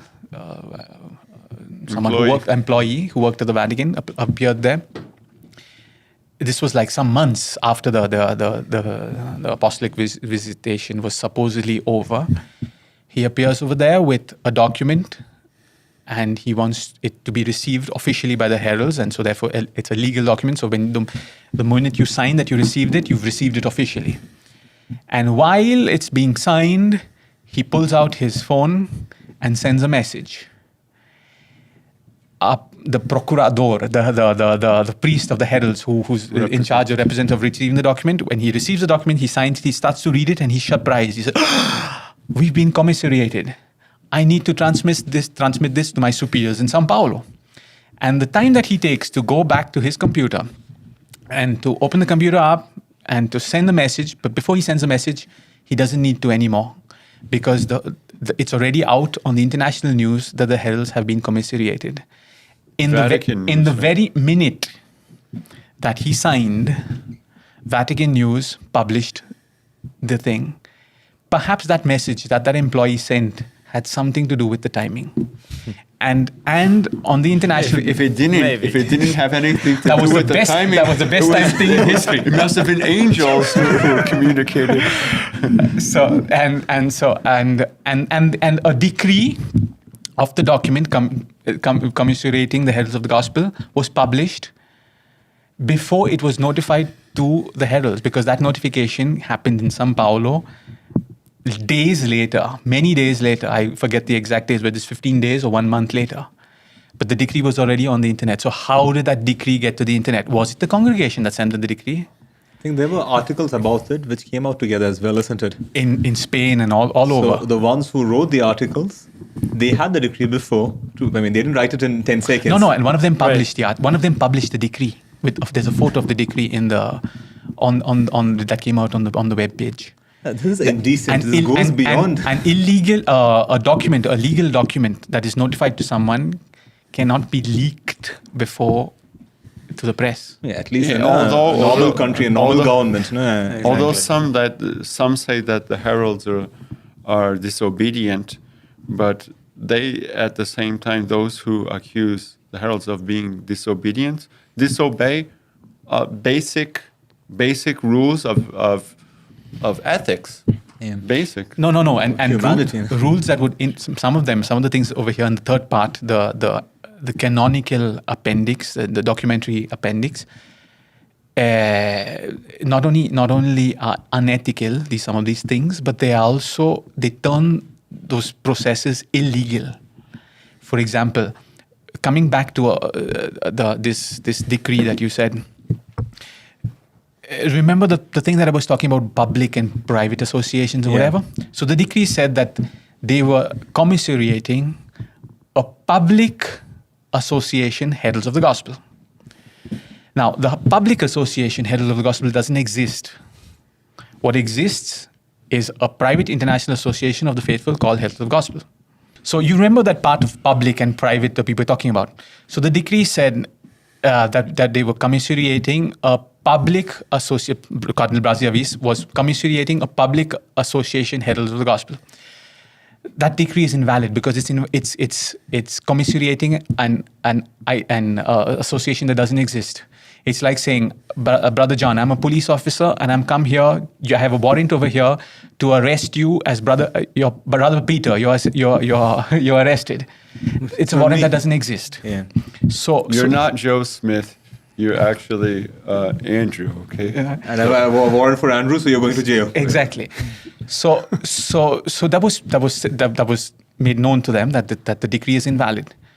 So they took the decree back. They rubbed out the name public association and put private association, but on the same page, on the same decree, with the same date. The same number. With the same number, with the same date, and etc., with the same protocol number, etc. That's called falsification of documents. Yeah, I think. Because they need to issue a new document, a new decree in legal proceedings. With the same juridical person. Exactly. Yeah. No, also, Father, that decree, the original one, was signed by the Pope, wasn't it? No, hold on. This altered decree was brought to us, and then it was said to them that, look,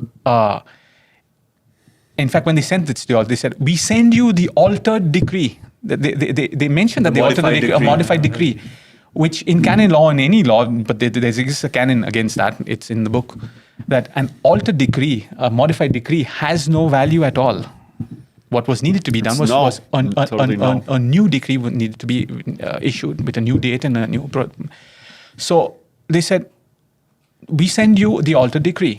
And we said, what? An altered decree, a changed decree? But how can an altered decree is invalid in legal processes? I said, no. This altered decree has been expressly authorized, confirmed by the Pope. It so happens that in the Catholic Church, the Pope is the supreme authority.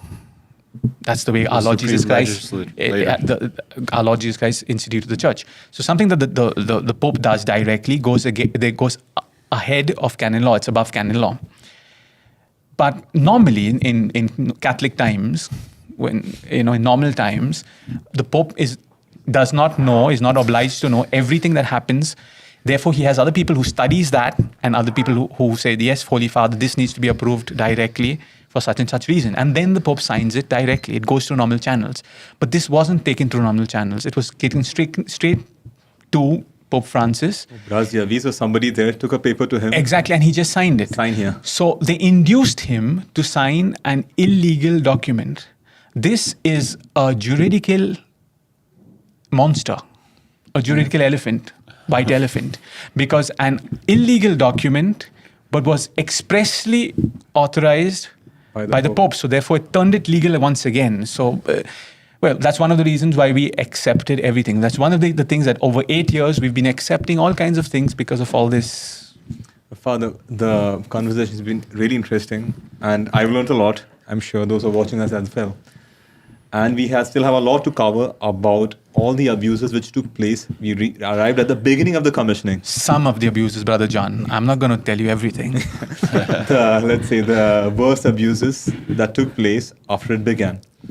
Also, we have to talk about the consequences for the heralds and for the church, because there were things which affected the universal church because of the legalities. But I think before that, we need to take a short break. So we'll come back soon, and then we'll continue with this conversation. Yeah. Salve Maria. Salve Maria. There's a book out there that's causing quite a stir, and its title is The Commissariat of the Heralds of the Gospel, a narrative of the facts, 2017 to 2025. Punished without dialogue, without proof, and without defense. If you haven't read the book, then this video is for you. There are many out there who are saying that the book is exaggerated and that the heralds are disobeying the church and whatnot. But excuse me, all those who say this, they haven't actually read the book. So I want to spare you from making a fool of yourself by judging something without knowing the facts. So as you may have heard, the heralds are under an intervention by the Vatican. It's been 8 years now, and the first part of the book is a cold narrative of the facts. 300 pages, no opinions, just facts, nothing else. Or better said, a purely objective account with many documents that prove an incredible amount of abuse of power, illegalities and injustices. And the supporting documents can be found in the appendix of the book. In fact, these are only a part of everything that the heralds have gathered along the years. Because if they were to include everything, they would have to publish more volumes.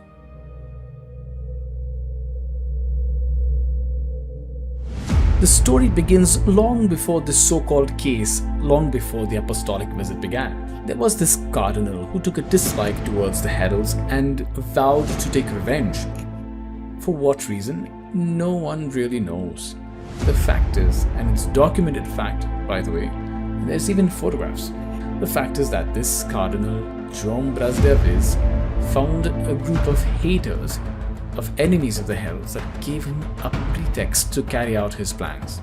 A little while later, with the help of certain unscrupulous media outlets, the matter took on the proportions he desired. Nationally and internationally, the heralds were slandered, mercilessly slandered, and from these slanders also came accusations and artificially fabricated lawsuits. Oh, and spoiler alert, the heralds have already won them all.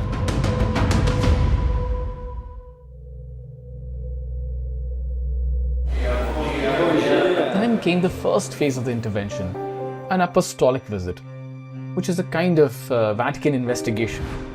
And this was decreed by that same cardinal, who was now the head of the dicastery of Institutes of Consecrated Life and the Societies of Apostolic Life, something like the ministry of the Vatican that takes care of the religious. Now, the charges or complaints against the heralds that brought about this investigation were never revealed.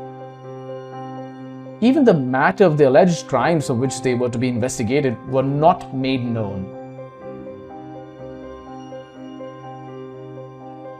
It's like someone who had been arrested, tried, and convicted without even knowing why. I don't really know the difference between this and the Nazi or Soviet courts. But if that sounded strange to you, it gets even worse. Absurd even when we see that not even the investigators appointed by the Vatican were given access to the mysterious information, that concerning information. It's as if someone were to say, there's something wrong with someone somewhere, investigate, search, but above all, find something. And if you don't find anything, you're at fault. Well, that's exactly what happened. And despite a great deal of effort, especially on the part of the chief visitor, Don Jaime Spengler, they found nothing.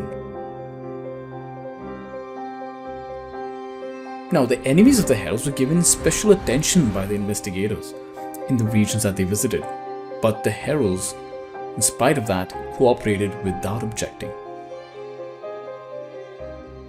All of the members, one by one, were interviewed, minutes were noted down, but all of this in the midst of a consterning perplexity.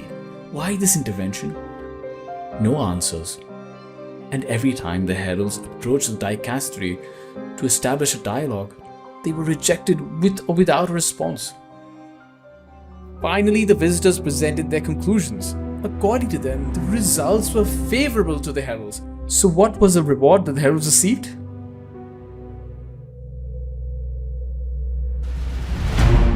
A commissariat. What a pleasant surprise, isn't it? Between us, let us not be naive. Eu, como comissário, Dom José Aparecido como auxiliar, nomeado pela congregação. The commissariat was already in the plan, and the apostolic visit was just a formality, just to give a veneer of legality to a plan that had already been decided.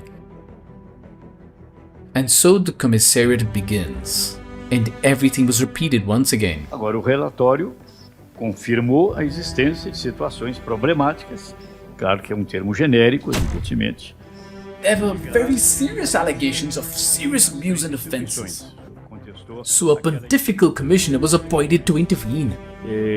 O poder de governo, então, passa para o comissário. A commissioner, you see, takes over the executive power of the institution. That is, he becomes the superior general. So everything was repeated. Not even the commissioner knew why he was commissioning the heralds. Então, é mais complicado. Eu pensei que eles iam me dar um caminho, ó. O primeiro passo é esse, o segundo é esse, o terceiro é esse, o quarto é esse, etc. Nada. Então, nós estamos fazendo o que nós achamos que devemos fazer. The same old story again. The heralds of the gospel were still in the dark as to why they were being commissioned. De uma maneira muito genérica. Pois é, se entra em problemas concretos. Fica sempre ressalvado o direito de pedir ao Santo Padre que reveja sua posição. And the same old story. The dicastery continued to close the door to dialogue. And that same door that was slammed towards the heralds was opened to welcome the entire gang of the institution's detractors. The haters, the enemies, who poured out the venom of their slander, welcomed with the finest liquors. Double standards? You be the judge. In fact, from a legal standpoint, the intervention got off to a very bad start. First, with the empty, irregular, invalid decree intended for other entities, or even, believe it or not, for non-existent entities. Sobre o que se trata de erros materiais do decreto, nós podemos pedir para que se corrijam. Then they try to correct it with another fraudulent decree.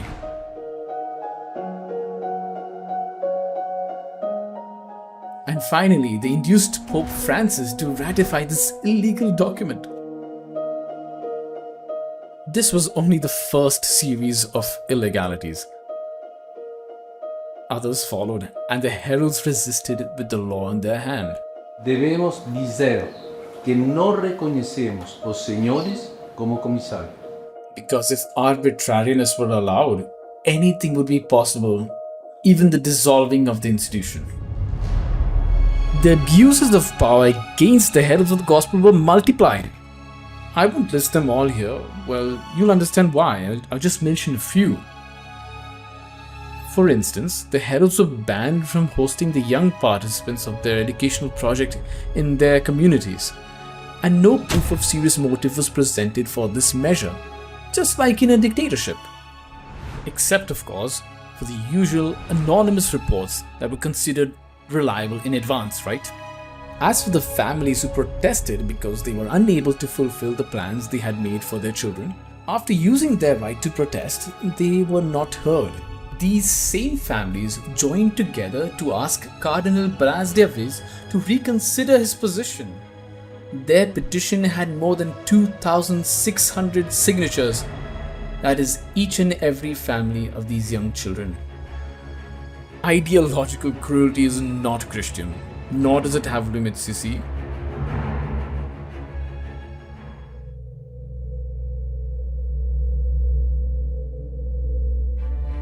Speaking of not being Christian, we'll just mention in passing the moral integrity of the assistants who were chosen for the commission. In the midst of the work of the commission, one of the assistants, Carmelite friar Evaldo Xavier, was involved in an international scandal because of certain intimate photographs of him which were quite revealing, to put it mildly. Soon after this scandal broke out, 2 more members of the team ended up resigning. And why might that be? And what of Bishop Denilson, who didn't play a very dignified role either, when he assaulted a sister of the Heralds of the Gospel? And I close here this sad and well summarized parenthesis of moral integrity.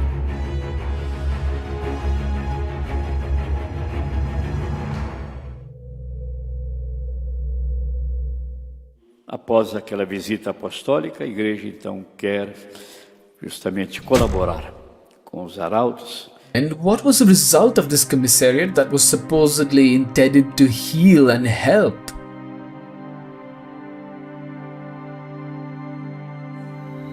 E tomamos isso como uma missão de serviço, né? De ajuda, de apoio. Countless injuries, not only for the institutions and their members, but also for the general public. Da boca do Santo Padre a gente tem bem claro que isso é uma missão que não deve ser destrutiva. First of all, moral damage to the reputation of the institution by the shadow of doubt that was cast over it due to the abusive prolongation of this situation. Then, the economic damage due to the costs of the intervention, all at the expense of the heralds. Millions and millions. Institutional losses due to the unstable situation. Apostolic works frustrated. Ministry jeopardized. Because, I forgot to mention, 6 years ago, nearly 30 deacons of the heralds were forbidden from being ordained as priests. A aprovação da promoção aos ministérios, entende? E a ordem e as ordens sacras também fica reservado ao comissário. Then there are also 6 batches of seminarians who have completed their studies and are awaiting their turn. All temporary and perpetual vows to be taken were suspended and new admissions barred.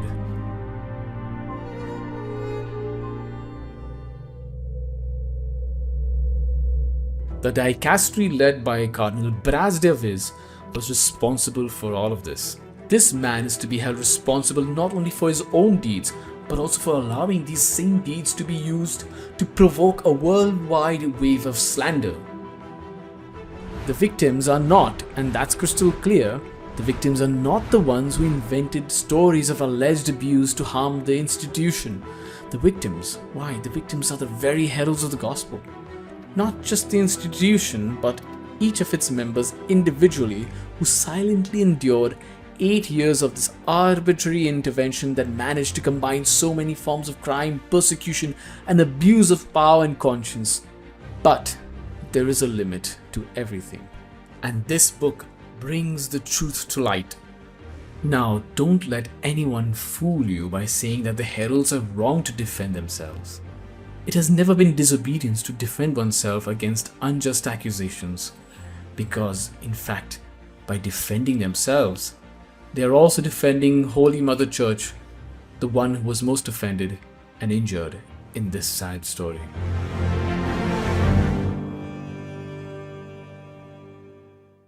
So, before the break, we were talking about how the commissioning was decreed by the Vatican, and the decree which arrived at us together with at the same time it arrived to the media. In fact, it arrived to the media slightly before it arrived to us, like Father had just mentioned. Now we are going to retake the narrative from the media uproar which was provoked, the false uproar which was provoked artificially by the Vatican decree. Brother John, if you permit me, just a little before this, something that's worth mentioning. As we said earlier, there are so many details. The process is so full of things that it's easy to forget details. Yeah. And in fact, that's one of the reasons why most people amongst us who saw the book was surprised by the number of illegalities and whatever, because there's so much of things. So one of the things that's worth mentioning is that at the end, towards the tail end of the apostolic visit, they sent us 8 questions on the most generic issues. As usual. As usual. Perhaps in some other point, we could talk about these questions. Perhaps they might be useful. I don't know how much time we have. But we replied to those questions. And not only did we reply to them extensively with explanations of Catholic doctrine and all, because some questions were really basic questions that a normal Catholic who practices his faith would know. Mm-hmm. We replied to everything. And there was a whole bunch of annexes, of appendices that were put to that to substantiate the thing as the best possible. It was the best reply we could have made. We didn't receive a single answer about that. If that reply was insufficient, they could have asked for more details, or could have said, oh, this is wrong, this is insufficient, or this is wrong. Nothing. We didn't receive a single answer. And then we received, as a prize... Answer, commentary, condemnation, approval, nothing. Exactly, nothing. And we received the commissariat. Like you and said, there was a silence, a dead silence for a while. Then from the blue sky, the Commissionerate comes and... Only that we came to know of it, once again, from the media, before we came to know of it officially. And there's one detail also that's important. And then I come to what you were asking. This media uproar that was taken against us, that was made against us, above all, at least here in Brazil, they used the Fantástico, which is a program, a Sunday night program, which is most assisted. A show. The most watched program watched. during 50 years. Everyone here in Brazil. They made a big show, they made a big scandal. Above all, about videos on exorcisms and whatever. Things that had already been replied to in the 8 replies, which is the difference between a formal exorcism and a blessing of cure and healing, things like that. Which had been judged, Father, if you permit me. This whole case, as soon as it took place, was taken to the church court, the ecclesiastical court, which judged, and there were people who were not the heralds, an external judge of the church saw it and said everything here is entirely Orthodox, entirely Catholic. There's nothing wrong with it. Exactly. It had been judged before. It's been proved, and the bishop of the diocese exactly explained everything. So these exorcisms came out on video, on TV. On TV, which is an abuse once again. They were taken out of context, and the privacy of those poor sisters was completely violated, because not only given to other people, but it was given to the whole world. And completely out of context. Imagine to say that someone has a sickness, some certain types of sicknesses. You can't say that openly. Yeah. Above all, when someone is suffering from vexations of the devil. Yeah, Father Joshua, Brother John, if you permit, I would just like to, because I was able to accompany these cases with the founder of the Heralds of the Gospel, with these not exactly exorcisms, because an exorcism, an official exorcism of the church, has to be authorized by the bishop, and a priest or a bishop, has to be appointed in order to use the canonical family formula or whatever. Formula of the exorcism. But these were blessings of liberation, because exactly it happened, like as you're saying, if someone's ill, you have to apply a medicine. You can't go and if someone has a headache, you're not going to go put them into the hospital and say, listen, we have to make an MRA to see, of course, if the situation gets... But these were young ladies who were aspirants to the religious life, who were being tormented. For what reasons? It's difficult to understand exactly for what reasons, but... tormented by the devil, not by us. Be careful. Yes, they're being tormented by the devil, exactly. And Monsignor João, as a spiritual father, had the obligation in order to bless and to expel everything that he could do at that moment, he needed to do. In spite of all the sequelae that he had of the stroke. The stroke, exactly. I mean, he could have said, no, I'm sick, I don't need to do anything. He took the... And the sisters who went through that are grateful till today. They asked. No, They went- asked for it, and after that, they were grateful to Monsieur Jean. But those videos which were published, they show a scene of Monsieur Which giving was- the blessing out of context and makes it look like Monsieur Jean is tormenting the person. The scenes are actually edited in order to not to give the whole story. Yeah. To demonstrate only partial aspects, and with sensational music. Yeah. Therefore, giving something that as though they were going through a torture session. And the worst part is, this I found, I guess, one of the most indecent things any human being can do to somebody else. But it's much more sad when it comes from a bishop. Because one of the sisters, some of the sisters during the apostolic visit, the bishop would approach them who was visiting and ask them, so were you exorcised as well? Were you possessed? How are you? You can't do that to somebody. You can't just walk up to somebody and say, Ask He if they were he was possessed. laughing in their faces. He said that, the way he said that was That's cruel, right? But coming back then to this media uproar, in the first place, till today, for example, in the English world, if you look up Heralds of the Gospel or Monsieur Jean, there's all that you find is bad things, because they spread a campaign in about 135 languages all over the world. who's paying for all this? Huh? Exactly. Lies and lies and lies. And like, it's a big campaign. And shortly after that, the commissariat comes out. But we did try to resist. We did try to tell the truth. So there are videos of the same sisters. They were not only grateful, but they made videos, and they were posted on YouTube, and they can be still found there. So there was a kind of a reaction to tell the truth about this program. Therefore, they give their Fantastical. own version, the correct version, because it's something that happened to them. It was their life and their situation. Exactly. And they were denied that defense in the same media that published the videos, distorted and Some edited. of these media organs are also belong to ecclesiastical spheres. For example, Vida Nueva in Spain and so forth. Well, when the media uproar was at its height, and we too tried to publish with the little means that we have, using the free channel of YouTube and whatever, publishing our version of the story. When the media uproar was at its height, we received a recommendation from an important ecclesiastical figure who said to us, look, you need to accept the Commissionerate. That's the only way the Fantastical program will stop. Because they published, I don't remember exactly how many programs. There were 4 or 5 programs. No, I think there were. I forget the details. From Fantastical, there were 2, but there were many other channels which started at the same time. Altogether, it'll come to the number you said. But they did. But I mean, it's a dream for anybody in Brazil. It's such an important program to have your name mentioned once. I don't know if anybody else had the privilege of being mentioned twice in 2 consecutive programs about you. 3-hour programs. We were really great. Which was the wrong reasons, but at least. and actually, I don't know if they, if that was financially beneficial to them. Spiritually, certainly it wasn't.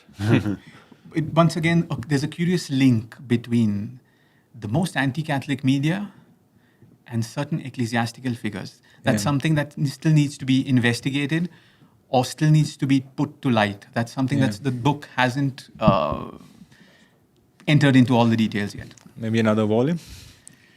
Brother John.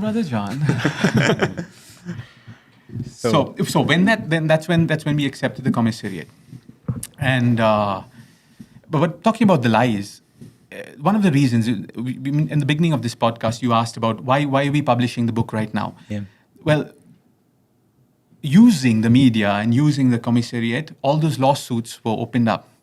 Just now, we've come to the end of all of them.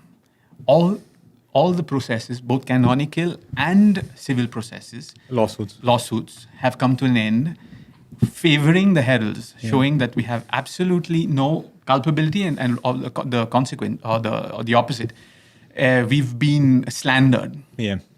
And that's on one hand. On the other hand, in October, this October, therefore last month, we have there was a movement in Fatima where different ecclesiastical groups were called to participate. And the heralds were represented there as also the priests from the Clerical Society of Virgo Flos Carmeli. And it so happened that the new prefect, the nun, Sister Brambilla, was there. But she has towards us, she showed at that point, that she has towards us the absolutely same stance that Cardinal Bras de Avis has. Because she absolutely refused to even get into contact with us. And once we found ourselves by sheer accidents on the same street, going in the direction in which she was coming towards us in the opposite direction. Exactly. And she made it a point to cross the road and go to the other side just so as not to meet up with us. Not to say good day, hello. No, exactly. So, Like avoiding the Samaritan, maybe, I don't know. Yeah. So I mean, she's done exactly the same thing for this period that she's the prefect. We haven't had a single chance to give our version. So even But if the also- cardinal has been changed, Yeah. nothing has changed. I think, Father, also, I think some people may not be aware that she's not somebody who dropped from the sky. She was this cardinal's right-hand woman, I mean, the secretary at least, during... So, And he did normally, contrary to the practice of the Roman Curia, when he was no more longer the prefect, normally the prefect, the older prefect doesn't appear in the office after he's lost his term because... he should not influence exactly. the... But he normal, continued that's staying in decency. Rome and he would go there every single day for I don't know how many months. Wow. Well, we also have news because the book this book started off as a collection of the first, just a collection of the details. It was in fact not going.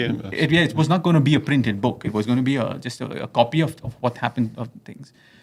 As things went further, we started realizing how much these media scandals and how much the lies that they're still spreading against us make it necessary that this book be made public, because the dossier of this was sent to the new Pope, the Pope Leo XIV. And we received certain information, that even now in the Vatican, lies are spread about us, about several things that are here in this book. Responded in the book, refuted in the book. Refuted in the book, or whatever.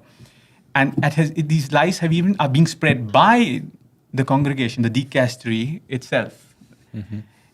And even now, and these lies have even come to the ears of the Holy Father.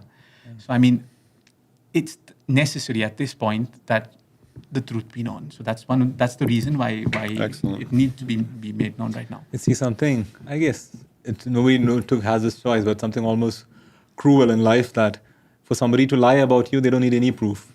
And for you to defend your good name, you have to write a block of 700 pages. And then we have to make videos, and then and after doing all this, we are still called disobedient, or we are called revolted because you're trying to raise a hand when somebody's hitting you. I mean, I don't know what else to... This beast is not good. He defends himself when he's attacked. That's a French proverb, man. When you kick a dog and the dog barks back, see, the dog is evil because I tried to kick it, it's trying to bite me now. Yeah, exactly. So, but we're not biting anybody. We're just exposing the facts. The book is not to attack anybody. It's just to say that stop hitting us. Please, for the love of God, leave us in peace. The true victims are the heralds themselves. Yeah. We end up being the victims of the situation. So even our Lord did that when during his passion, when he was slapped, he said, "If I have done anything wrong, tell me what I've done. If I have not, then why do you hit me?" Yeah. So that's exactly our position over here. We're following as our Lord did. I mean, if in fact there is an honest desire that we become better, in fact, that is what our Commissioner, Cardinal Damasceno, has repeated always. No? And he always says this, no, you should not take it as a punishment. You should take it as an act of goodwill from the church. I mean, the act of goodwill to try and help you to... But if you really desire to help, tell us in what we have to become better. After 8 years, you still don't know what you're trying to help us. And of all the lies, this is not just a limbo. This is much more than a limbo. This is a continued attack. This so-called freezing of the situation is a continued attack. We continue to be attacked, and the lies are still spread about us in the middle of this so-called limbo of 1 year, from when the commissariate should have ended. Just talking about the sanctions of freezing any ordinations and the progress in religious life. Therefore, no one, because you, without any proof, without any defense, without any dialogue. I think that's the main thing. There's been no dialogue between. They never give a chance to speak. The commissioner, yes, because he comes here but with the dicastery, there's been no. The commissioner has no dialogue with the dicastery. Like Father said, the commissioner wants to talk to the prefect, and he's refused. I mean, with the prefect and the prefectess also. Yeah, and exactly. By both of them. Exactly. And that's another interesting thing. Both the commissioner and even at the Apostolic Visitation, they said that they never ever knew the reasons for the job that they were given. Yeah. So it's not that only we don't know why we are being accused, but even though those who were sent to us to investigate or to substitute our authorities, because the commissioner does that. He takes away all your authorities and he becomes your authority. The superior general. The superior general of the Virgo Flos Carmeli and the president of the Heralds of the Gospel. Even he always said that he didn't have the least idea of what he was supposed to do. He didn't receive the steps, the path, all the accusations or anything. Yeah. So it's like investigate everything, investigate everybody. You need to find something, and if you don't find something, it's wrong. It's like telling a surgeon, open him up and then fix whatever is wrong inside. Right. You don't know what the person is sick, but cut him open. And after 6 years, when he says, "Look, I didn't find anything wrong," they say, "Well, we'll put you aside and we'll probably find someone else to do the whole job from the start once again." Exactly. And then what about, are they going to sew up the person? Or just you already cut him open, leave him bleeding till he dies. Exactly. But Father, let's take this, from the top. Time, So the commissioning was decreed. Mm-hmm. There's a huge media uproar, and we had to accept to stop those programs which were slandering us. And then how did it all begin once the commissioning started? What were the next abuses, the next illegalities? How was the roadmap of the commissioning? Well, the roadmap was that there was no roadmap. The commissioner himself said that, and that's in the book. So there are a whole bunch of things that they tried. One of the things was the economic issue. They tried to see if we could be declared a public institution so that our money, the money that we receive from donations, would belong to them. Yeah. They tried to change the patrimony. The patrimony. They tried to change the nature of the institutes. For example, the sister, who was one of the assistants of the Commissionerate, she worked with the sisters of the Heralds of the Gospel, of Regina Virginum, and she was determined to convince the sisters that they needed to change entirely their way of life. Because the only thing, according to the sister, this assistant of the Commissionerate, Sister Miriam, right? Sister Marian Ambrosio. Ambrosio. She was determined, absolutely determined, to say that the only thing that the church permits for feminine religious life is looking after the old age homes or orphanages or something else. She had 3 or 4 things like that. And she wouldn't permit a charism. She didn't even mention the contemplative religious orders for some reason. She wouldn't permit a charism. And from day one, she said that the constitutions of Regina Virginum were faulty. And what, she was a canonist? She understood about this world? She always declared, in the same measure that she always declared that she didn't have a clue about canon law, she said that often. She, in the same measure, she also always made it a point to pontificate on canon law. Wow. So she declared that the constitutions were faulty. Now, how is it that constitutions that were seen by important canonists and even the canonists of the dicastery before it was approved by the Holy See. Before it was approved by the Holy See. Benedict XVI approved them. Exactly. How could it be faulty in itself? Yeah. I mean, she could have said that the constitutions are good. You are not following these constitutions. Exactly. If you're not following your constitutions, that's one thing. But to say the constitutions are faulty in themselves. and she wanted them to change their whole life. Then she stepped in and she started to change.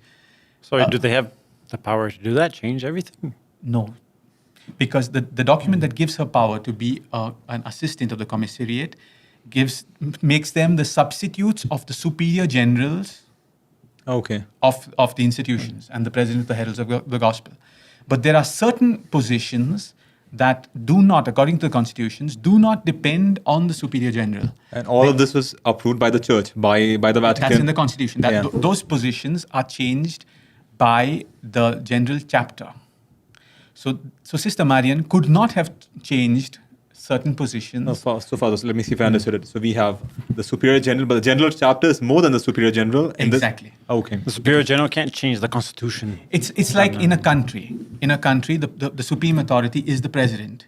But he can't throw away the constitution of the country without The parliament. Without the without parliament, the whole- Congress. Exactly. There is a supreme authority even above the president. Okay. So the supreme authority of a religious order, according to its constitutions, according to our constitutions, is the general chapter. Okay. And she just stepped in and kicked people out, but she didn't even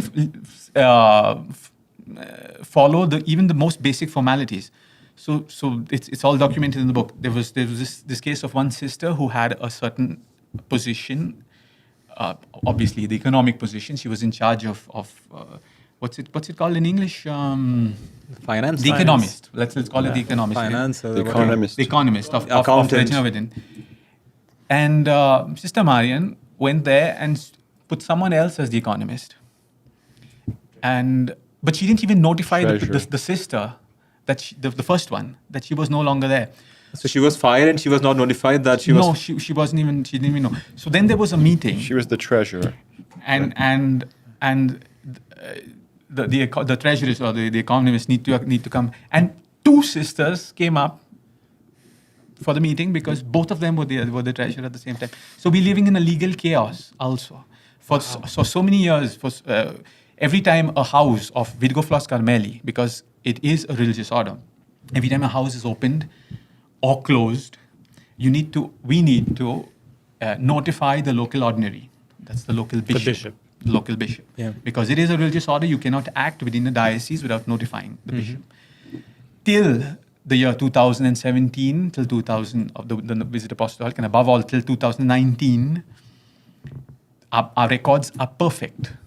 We have a perfect communication with all the dioceses in which we work, and we have the legal authorizations to have houses in those dioceses. From then onwards, we don't have anything, because sometimes houses need to be closed, and the commissioner would simply not issue the necessary the paperwork. And new houses were opened. So we have verbal agreements with the local bishops, but we don't have documentation anymore. So you have all kinds of legal abuses. But then there are other types of abuses. For example, psychological abuses. This is really terrible. One of the right-hand woman of Sister Marian was Sister Fatima. In one of the meetings with the sisters, in fact, in the meetings when they were alone with the sisters, they were more vicious than when they were with Cardinal Damasceno. Interesting, because they had direct contacts with the dicastery. That's also proved over here. They were doing things that Cardinal Damasceno didn't want to go so far. So in contact with Cardinal Brazdia Vis in the dicastery, they did certain things. So this is one of the things they did. Sister Fatima told us young sisters a story. I'll tell you the story, Brother John. The story is the following. In a faraway country, there was this wise man. He was known for his wisdom. And therefore, a young boy, he said, I'm going to prove that this wise man isn't a wise man. I'm going to take a little bird in my hand, and I'm going to go up to him, and I'm going to ask him, is the bird alive or dead? And if he says the bird is dead, I'm going to open my hand and let the bird fly away. If he says the bird is alive, I'm going to crush it in my hand and kill it. So the wise man has no way of answering correctly. Yeah. And then Sister Fatima gave a little plastic bird to each one of the little sisters. And she concluded the story. And she said, when the young man went up to the wise man and asked him, is the bird in my hand alive or dead? The wise man replied to him, it depends on you. The life of the bird is in your hands. He was a wise man. He was a wise man. Okay. But then Sister Fatima concluded, that's what happens to us many times. The lives of other people are in our hands. Many times, depending on what we do, we could decide the fate of others. Now, Regina Virginum is under commissariat. If you do not cooperate entirely and accept all the changes, All the illegal changes that she did not say they were illegal, but all of them were illegal. all the changes that she wanted, Yeah. the institution will die, people will suffer, And you're the cause. and you're the cause of it. Do everything we want. Basically, accept all the changes, give us all the legal power to destroy you. This is not psychological manipulation. I don't know what is. But I'll tell you one verse, Brother John. You know the bamboo story? Bamboo. No. This is Sister Marian's. Okay. You know, when I was reading a short while ago about how in the 70s and the 80s, the feminine religious vocations, for example, in the United States, fell by thousands and thousands. About 100,000 were lost in a few decades. Wow. Feminine religious vocations. 100,000. More than that. I was wondering, how could that be so possible? How could that? So many nuns got so bad so soon. Why did all of them decide to leave overnight? Quickly. When I heard the bird story and the bamboo story, I said, oh, Makes sense. makes sense. The bamboo story. Sister Marian said, it's a Chinese proverb. Anything you want to put forward nowadays is a Chinese proverb. That there was a bamboo, in a living bamboo forest. Grove. Growth. Yeah. And he was feeling frustrated because he was thriving over there, but he wanted to do good to others. Oh, The bamboo. Okay. The bamboo shoot. And then one day, the farmer came up to him and said, look, I'm going to cut you. It's going to hurt. And then I'm going to scrape you, all that's inside of you. Take out your Inner. entrails. But then you're going to feel your life has value because you're going to be able to carry water to the most far places where the water doesn't arrive. And the fields are going to be able to thrive because you have carried water from the source to those dry places. Did you understand the moral of the story? Hoping I didn't understand because Regina Virginum needs to be cut. Its entrails needs to be changed, pulled out and changed, so that we could serve society. As you can be as a tube or a channel. A channel to serve others. Yes. And therefore, it would be better that you go to Haiti and other places to serve the poor, right? So stop I what you're get- doing. Every religious order has their But- charism, right? There's already. So you have thriving churches. You're doing a wonderful apostolate. You're touching thousands of souls or millions around the world already. No, and also stop everything. and also material things. Lots of people are much better, even materially, because of the heralds. We could talk about that one day because we are lie to say that we only help people spiritually, but you need to stop all of that and end up as so many defunct religious orders with no vocations, with a whole bunch of elderly vocations that are unable to bear spiritual children and that are dying out. Yeah. Is that a way to serve the church? Is that the way to help to take the living water far away, dying out? And the problem is they didn't want to serve the church. They didn't want to help the poor. They want to crush the bird. Exactly. Everything else is a pretext. Exactly. Whatever you can make out is. I mean, how can somebody who speaks about using us to help the poor, we help the poor, but all the millions, and they're literally millions of dollars that have been spent on them, on their first class tickets, all of that was money that we were using on our apostolate, helping others, helping poor people. All of that is, I mean, it's an absurd. The thing is that you don't understand the concept of poor, Brother John. poor is not a person. Poor is the pocket of the person who wants to take your money. That's the first person who wrote that story was Judas. Yeah. When Saint Mary Magdalene put the ointment, the precious perfumes on the feet of our Lord, he said that money should have been given to the poor. Well, the poor was his pocket. Yeah. So that's another type of abuse. But there are lots and lots of them. Many of those are documented in the book. I don't know if you want something specific.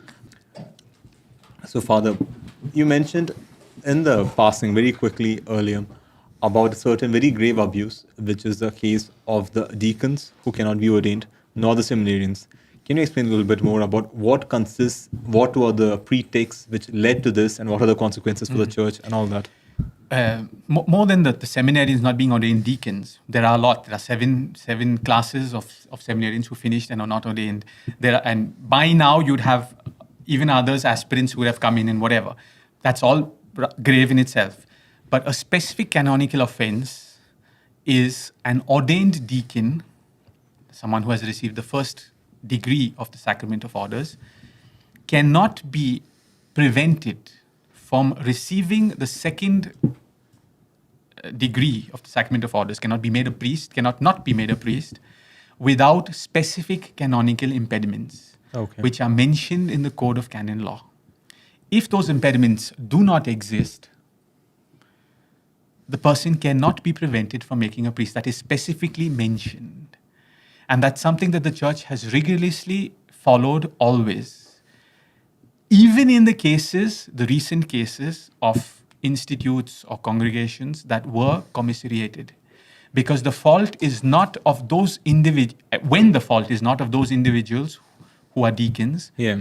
If the institution needs to change something or whatever, but the deacon doesn't have any canonical impediment. He doesn't have crimes, moral crimes or something like that. Something, so that we can accompany better. What would be something serious enough, a legitimate motive? What would be a legitimate impediment for somebody to be ordained?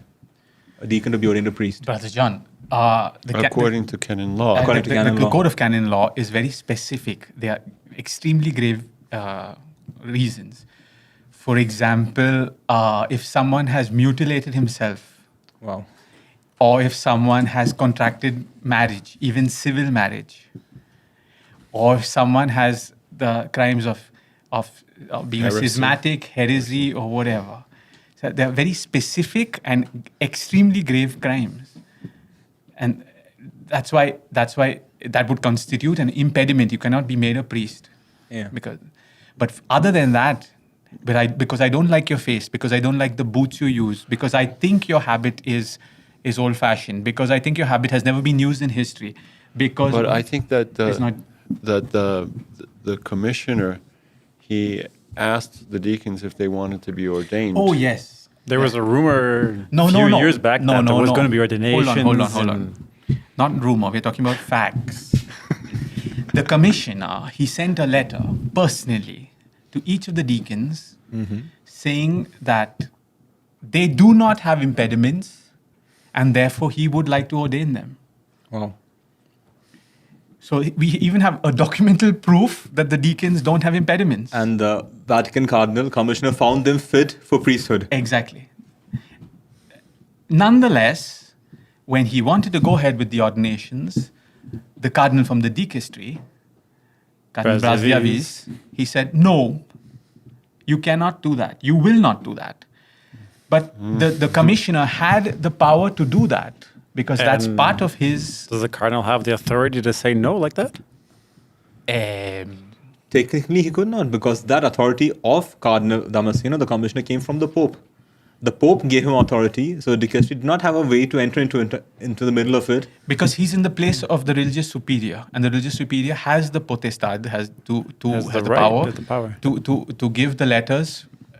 They emit the letters that are necessary for being ordained. So but nonetheless, Cardinal Damasceno, he was forced. He was obey, almost blackmailed. Yeah, he kind of toes a middle line. Always, he doesn't go so far, or at least he's a little more prudent in the steps that he uses, because he realized that he's not able to immediately implement certain things that the congregation he has stuck wanted. to the law at least. He has not done it. In some places, in most places, or at least when obliged to do so. So that's the thing of the impediments. Therefore the congregation simply overruled something that even the commissioner wanted to do, the commissary wanted to do. And there's some other aspects as well, which is someone who's dedicated. I know a young man who is a seminarian, did all of his studies. At a certain point, he already had 7 years of studies, right? 7 years of studies, exactly. But he is from Canada. And when he met the Heralds of the Gospel, he fell in love with the order, with the Heralds, and he asked the founder if he could He join. already had his university studies done. Exactly. He was working. He even had a successful business, and he left that successful business, joined. This is one case of many, and then he was put in the refrigerator, in the freezer, because no solution. After having finished his philosophy and theology. Imagine the psychological, The trauma. In the prime of his life. in the prime of his life. And there are many cases. I know some cases of that. It's really difficult. A deacon whose mother was all happy to see her son ordained a priest. And when he was ordained, she was hoping that, as normally happens, in the next 6 months, he would be ordained a priest. And then a year passes, and another year passes, and another year passes, and another year passes. And now she'll only see him as a priest from eternity. Wow. Because she closed her eyes to this world And never. and never saw her son a priest. I've heard something which shocked me a lot, where some of the deacons who said, my parents, they wanted to see me a priest, or my grandparents wanted to see me as priest. They have died. And one of my greatest desires is to celebrate masses for them, which I can't. Mm-hmm. I mean, I dedicated my life towards priesthood. I'm ready for it. I've been trained, and my character has been examined. They found that I'm worthy, but I can't because somebody decided no, Because he didn't like my face. someone. Exactly. But what about 30 priests for so many years? How useful they have been in so many places. Yeah. But just not 30, because 30 would have been 8 years ago. Yeah. In the next year, you'd have another batch of priests. And next year, seven batches of seminarians. So keep adding up the number of priests every time with 1 year, one less year. Multiply the number of years of work they would have had. Plus, Father, the young seminarians, I talk to them sometimes, and you notice that they have a sort of, I don't know, like an identity crisis, because they are seminarians for no reason. We're when you're in the studying, seminarian, you know that doing you're all that studying to be a effort priest. And they know that they're studying, So and it ends up in being psychological torture. Yeah. No, and also not only with the ordinations, but they don't have any status. Then they're stuck in the air. Yeah. They're not religious because they haven't taken their vows. and they can't take their And they vows. can't They can't take their vows. But they're not laity, but they're not ordained, but they're not whatever, but they're not just hanging out there. And what is the reason behind all this? Nobody knows. We've been 8 years trying to find out what is the cause for all this. And since the last year, when the commissary himself said that he wanted to finish up, when there was nothing else left, when we've already reviewed the Everybody constitutions was- according to the way that he Thanks would very do them, God, we've cooperated for 7 years, doing every single thing that they wanted.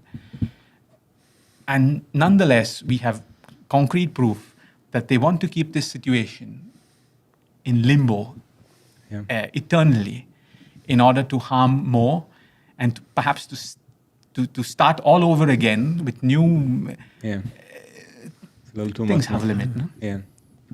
So this book is like jumping up and down, saying, "Read me, read me." And Father, I think maybe one of the most tragic parts of this whole story since we began, also something you mentioned in the passing, was the whole case of the miners.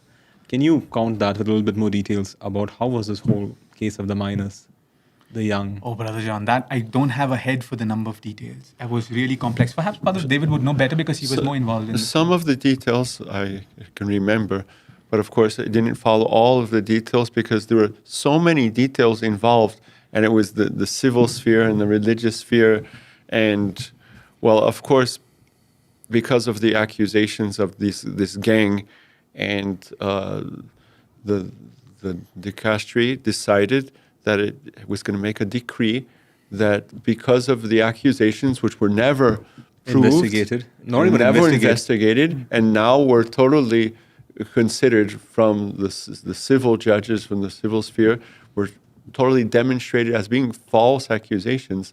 And even some of those who opened the accusations were fined.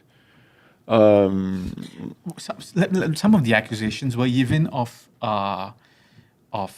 treating badly minors of age, abuse and that abuse, sort of thing. and also even sexual abuse. It's good to mention a word about this. There are 3 main cases. In one, the woman, lady would be too much. The woman who accused, she had been passed through the Heralds for 2 years, I think. The details in the book. Her accusation was studied by the civil judge or whatever, and it was so absurd. It's like a immoral thriller. It's so full of details, horrible details, and things that are unable to be proved.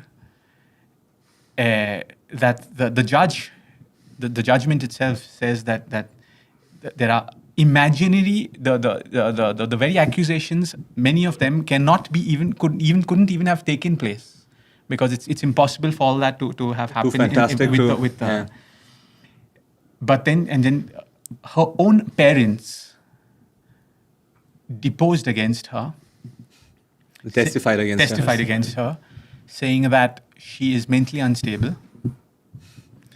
Her own boyfriend did the same. The boyfriend accused the girlfriend. Exactly. He Wow. said that she's not mentally stable. She has been used by others. Wow. And actually, to such a degree that she was used, that her original text was modified, even because computer and expertise, they demonstrated how other people wrote, within the text, placed. And the metadata of the accusation of the text of the accusation have been taken out. If someone makes an accusation, why would he have any interest in taking the metadata out of his own computer from the text? Exactly. Yeah. Because that would prove that it was not him. Mm-hmm. There's another case in the Northern Hemisphere where the person who accuses speaks perfect English, is an English-speaking person. And the accusation has wordings, is worded in a way that are Spanish, of someone who's learned English from a Spanish. Who's not a native speaker. Exactly. So there's another person who wrote. Exactly. So, like, obviously. each of these cases was studied by their local judges, and they were studied. They were proved that they were not true, and they were thrown out. Yeah. And that's documented in the book. But these are the generic, without mentioning these specific cases, because these cases appeared in the media. But these are the cases to which the ecclesiastical authority, the congregation, the dicastery, refers to when they speak about generic accusations of abuse of minors and sexual abuse and this and that and whatever. So therefore, the minors need to be sent home. And the funny thing is, if, let's suppose, when they made the decree, first they had the obligation to investigate before, which they did not do. But even if they did not investigate before they condemned us, before they punished us, at least when they saw that the civil court had done the work which they should have done, did not do it, and they had proved, they had come to the conclusion that those accusations were absurd. In fact, many of these, Father, correct me if I'm wrong, the very people who did the accusation, they took it back afterwards. Those were the cases in Colombia. Yeah. Because they had the Colombians are very interesting people. They have a lot of vibrancy, a lot of energy. So the 2 people who were accused in Colombia, they lost all sense of measure. And when things started to go wrong for them, instead of going into a judicial accord, they were prepared to go to the end. But since they were wrong, going to the end would mean they would go to jail. Wow. And when things got so bad, then they had to make retractions. They retracted their we have the formal retraction that's documented over here. Wow. They said that they did not mean that, or they were manipulated or whatever. Exactly. So you see the seriousness of in any one of these accusations? And What's the value of all this? And on the other hand, while all this was the auxiliary of the Commissionerate, who was specifically interested and who took the most interest in sending the young children home and whatever, this difficult to say if it wasn't. We're talking about the young children. When you're speaking about teenagers, of course. You're not speaking because there weren't young children who were lodged with the heralds. Yes, it's good that you make that. yeah. It's good that you make that clear. The thing is, when I speak of young children, I'm talking of the students who studied in the schools it's a Portuguese system. In Portuguese, when you say young children, you understand what father's saying. Exactly. But in English, you get the wrong idea. Exactly. Right. So the children who studied in the schools where the heralds helped out or ran or whatever. Yeah. Because in fact, this is one of the things that appeared when this decree on the minors came to us. The first things we did was, it's documented over here, the Society of Apostolic Life, Regina Virginum, and the Society of Apostolic Life, Virgo Flos Carmeli, the priestly and the sisters, said, look, in our constitutions, it is specified that we cannot have minors staying in our houses because we are religious institutes. So we don't have any minors. We never had and we never will have. So you fine, just for you to know, you tell us not to have, but we never we had. Already don't. Exactly, we already don't. And the heralds of the gospel, they never had minors staying with them, but they had minors who used to go for the youth programs in their houses and whatever, but always with written letters. Parental consent. But written. And all this was presented to the dicastery. But no problem, it didn't matter. And while we were being accused of all these kinds of things, one of the main aides of the commissary, he was the one most interested in sending cutting the educational program and ending with having any young people having contact with the heralds or anything. A terrible scandal broke up in the Brazilian media because he was an auxiliary to the Commissionerate of the Heralds, and he was also the main commissioner, the male commissary of the monastery of São Bento, of Saint Benedict, in the center of the city of São Paulo, which is a historic monastery. It has hundreds of years. And something linked to the monastery, I don't know all the details, but pictures of a scandalous model life, also involving minors, leaked out to the whole Brazilian press. And the funny thing is that he was the one most interested in calling us, accusing us of sexual crimes or whatever, when he was doing the worst kind of things. And Therefore, the coherence, you can see that there's no coherence in. So he resigned as the assistant to the Commissioner of the Heralds, but maintained in But Cardinal Braziavis maintained him as the main commissioner of the monastery of Saint Benedict in the center of São Paulo. Wow. But when he resigned as the assistant of the Commissionerate of the Heralds, immediately two others. But resigned only because his public scandals became known. Became public. Exactly, and he didn't have any face to to continue. When he resigned, immediately two other assistants, the main two assistants, Sister Marian, who already we mentioned, and another person, Bishop, immediately resigned also. What would be the reason for such hurry in that moment? I really don't know. And so forth. There are other things en passant that are mentioned in the book. So, but coming back to the question of the minors. So they were supposed to be sent home immediately. But sent home immediately would mean sending them home in the middle, cutting the schools of the school. I'm saying sending them home, it would mean cutting the schools. They would need to, if they were from other places and there were lodgings over here, they would be sent home. But if they were like from close to São Paulo or in São Paulo, they already stayed at home and would come to school. But nonetheless, they would no longer have a school. And they would have to find a school immediately. So this caused all kinds of problems, even civil problems, and that's where the parents stepped in. So perhaps Father David could, before I interrupted him, he was telling us about that. Yes, those details were very precious, but of course, at the same time, the anti-Herald gang, also sent accusations that the schools were not the schools were not in order, that they didn't follow the curriculum, that they didn't follow the state, and they bombarded the educational system with false accusations about the schools. And everything was totally investigated, and everything was proved by the Secretaries of Education. By the Secretariat of Education, that the schools were in perfect order, that much the schools that were linked to the Heralds were in Better state, in better order, and better level, and better results than many state schools.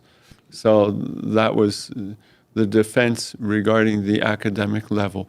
But and Father, I don't know, Monsignor João, he always, our founder, he always wanted all the documentation, everything to be with the in perfect order. In perfect order. He always. Oh yes. Thank heavens, we've already had that. It was always in order. I think something similar happened when, correct me, Father, I think you know the details better. I remember hearing very vaguely when they tried to investigate the administrative side, the financial side of the Heralds. That was... oh, that's another joke. Well, they put us to the... they asked us for our finances to be scrutinized by an organization that looks after, that scrutinizes, that audits the finances of ecclesiastical institutions here. The Episcopal Conference and all that. And we have our internal auditing looked after by international companies that are much more important, much more professional and whatever than the little company that looks after the internal auditing of the Conference of Bishops of Brazil. And so, like, it was like passing from, and I need to give an example. The details are mentioned, even if the number of employees and what they oversee or whatever Deloitte and the other companies look after. But like for people to have an easier idea, it was like we had an elephant, and they asked an ant to check if everything was fine with us.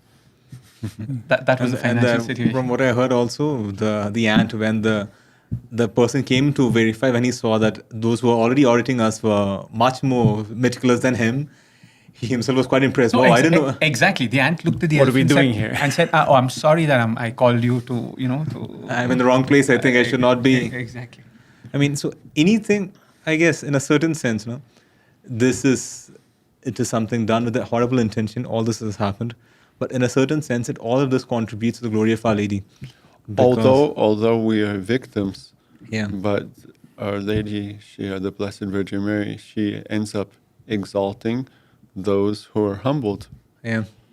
I mean, she used it via everything that we do. I mean, around the world today, I guess, since we started internal online apostolate in 2020, millions of people have done their consecration to Our Lady through the Heralds. We have, in every sense, we have helping the sacramental life, taking people back to church. And we are instruments of Our Lady. Everything that we do is for our Jesus Christ through Our Lady. But so to speak, she used this to prove that everything possible was scrutinized and they could not find anything. To show that we are victims in the middle of all this. Yeah, people who knew us only from the internet by the good apostolate of Brother John, now know that we are not only on the internet, but like we have a solid formation, we have finances in order, morally, etc. It was like the best way to prove authenticity of what we teach and what we say and whatever. Yes, that's true. Someone recently who came to know the group mentioned, I work in the civil sphere, and in my world it works like this.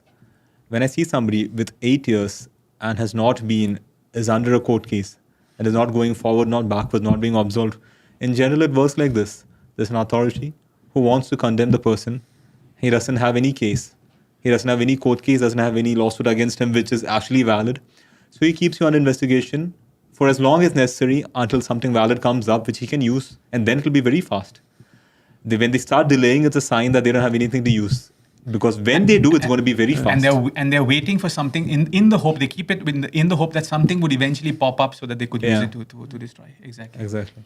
But things have gone too far, no? And also, Our Lady is... To produce proofs. Produce proofs, right? Exactly. That's the last step, no?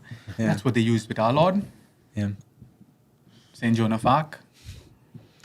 But thanks to God, from the time that the book was needed to be made public, we've received the best of repercussions from all sides, and it shows that we can have hope.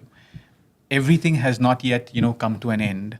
Thanks to God, in the church itself, there are excellent repercussions from certain quarters. Not, of course, the quarters of those who are A dicastery. Exactly, but and we are going to have a lot of hope that things will be better now with the new Pope.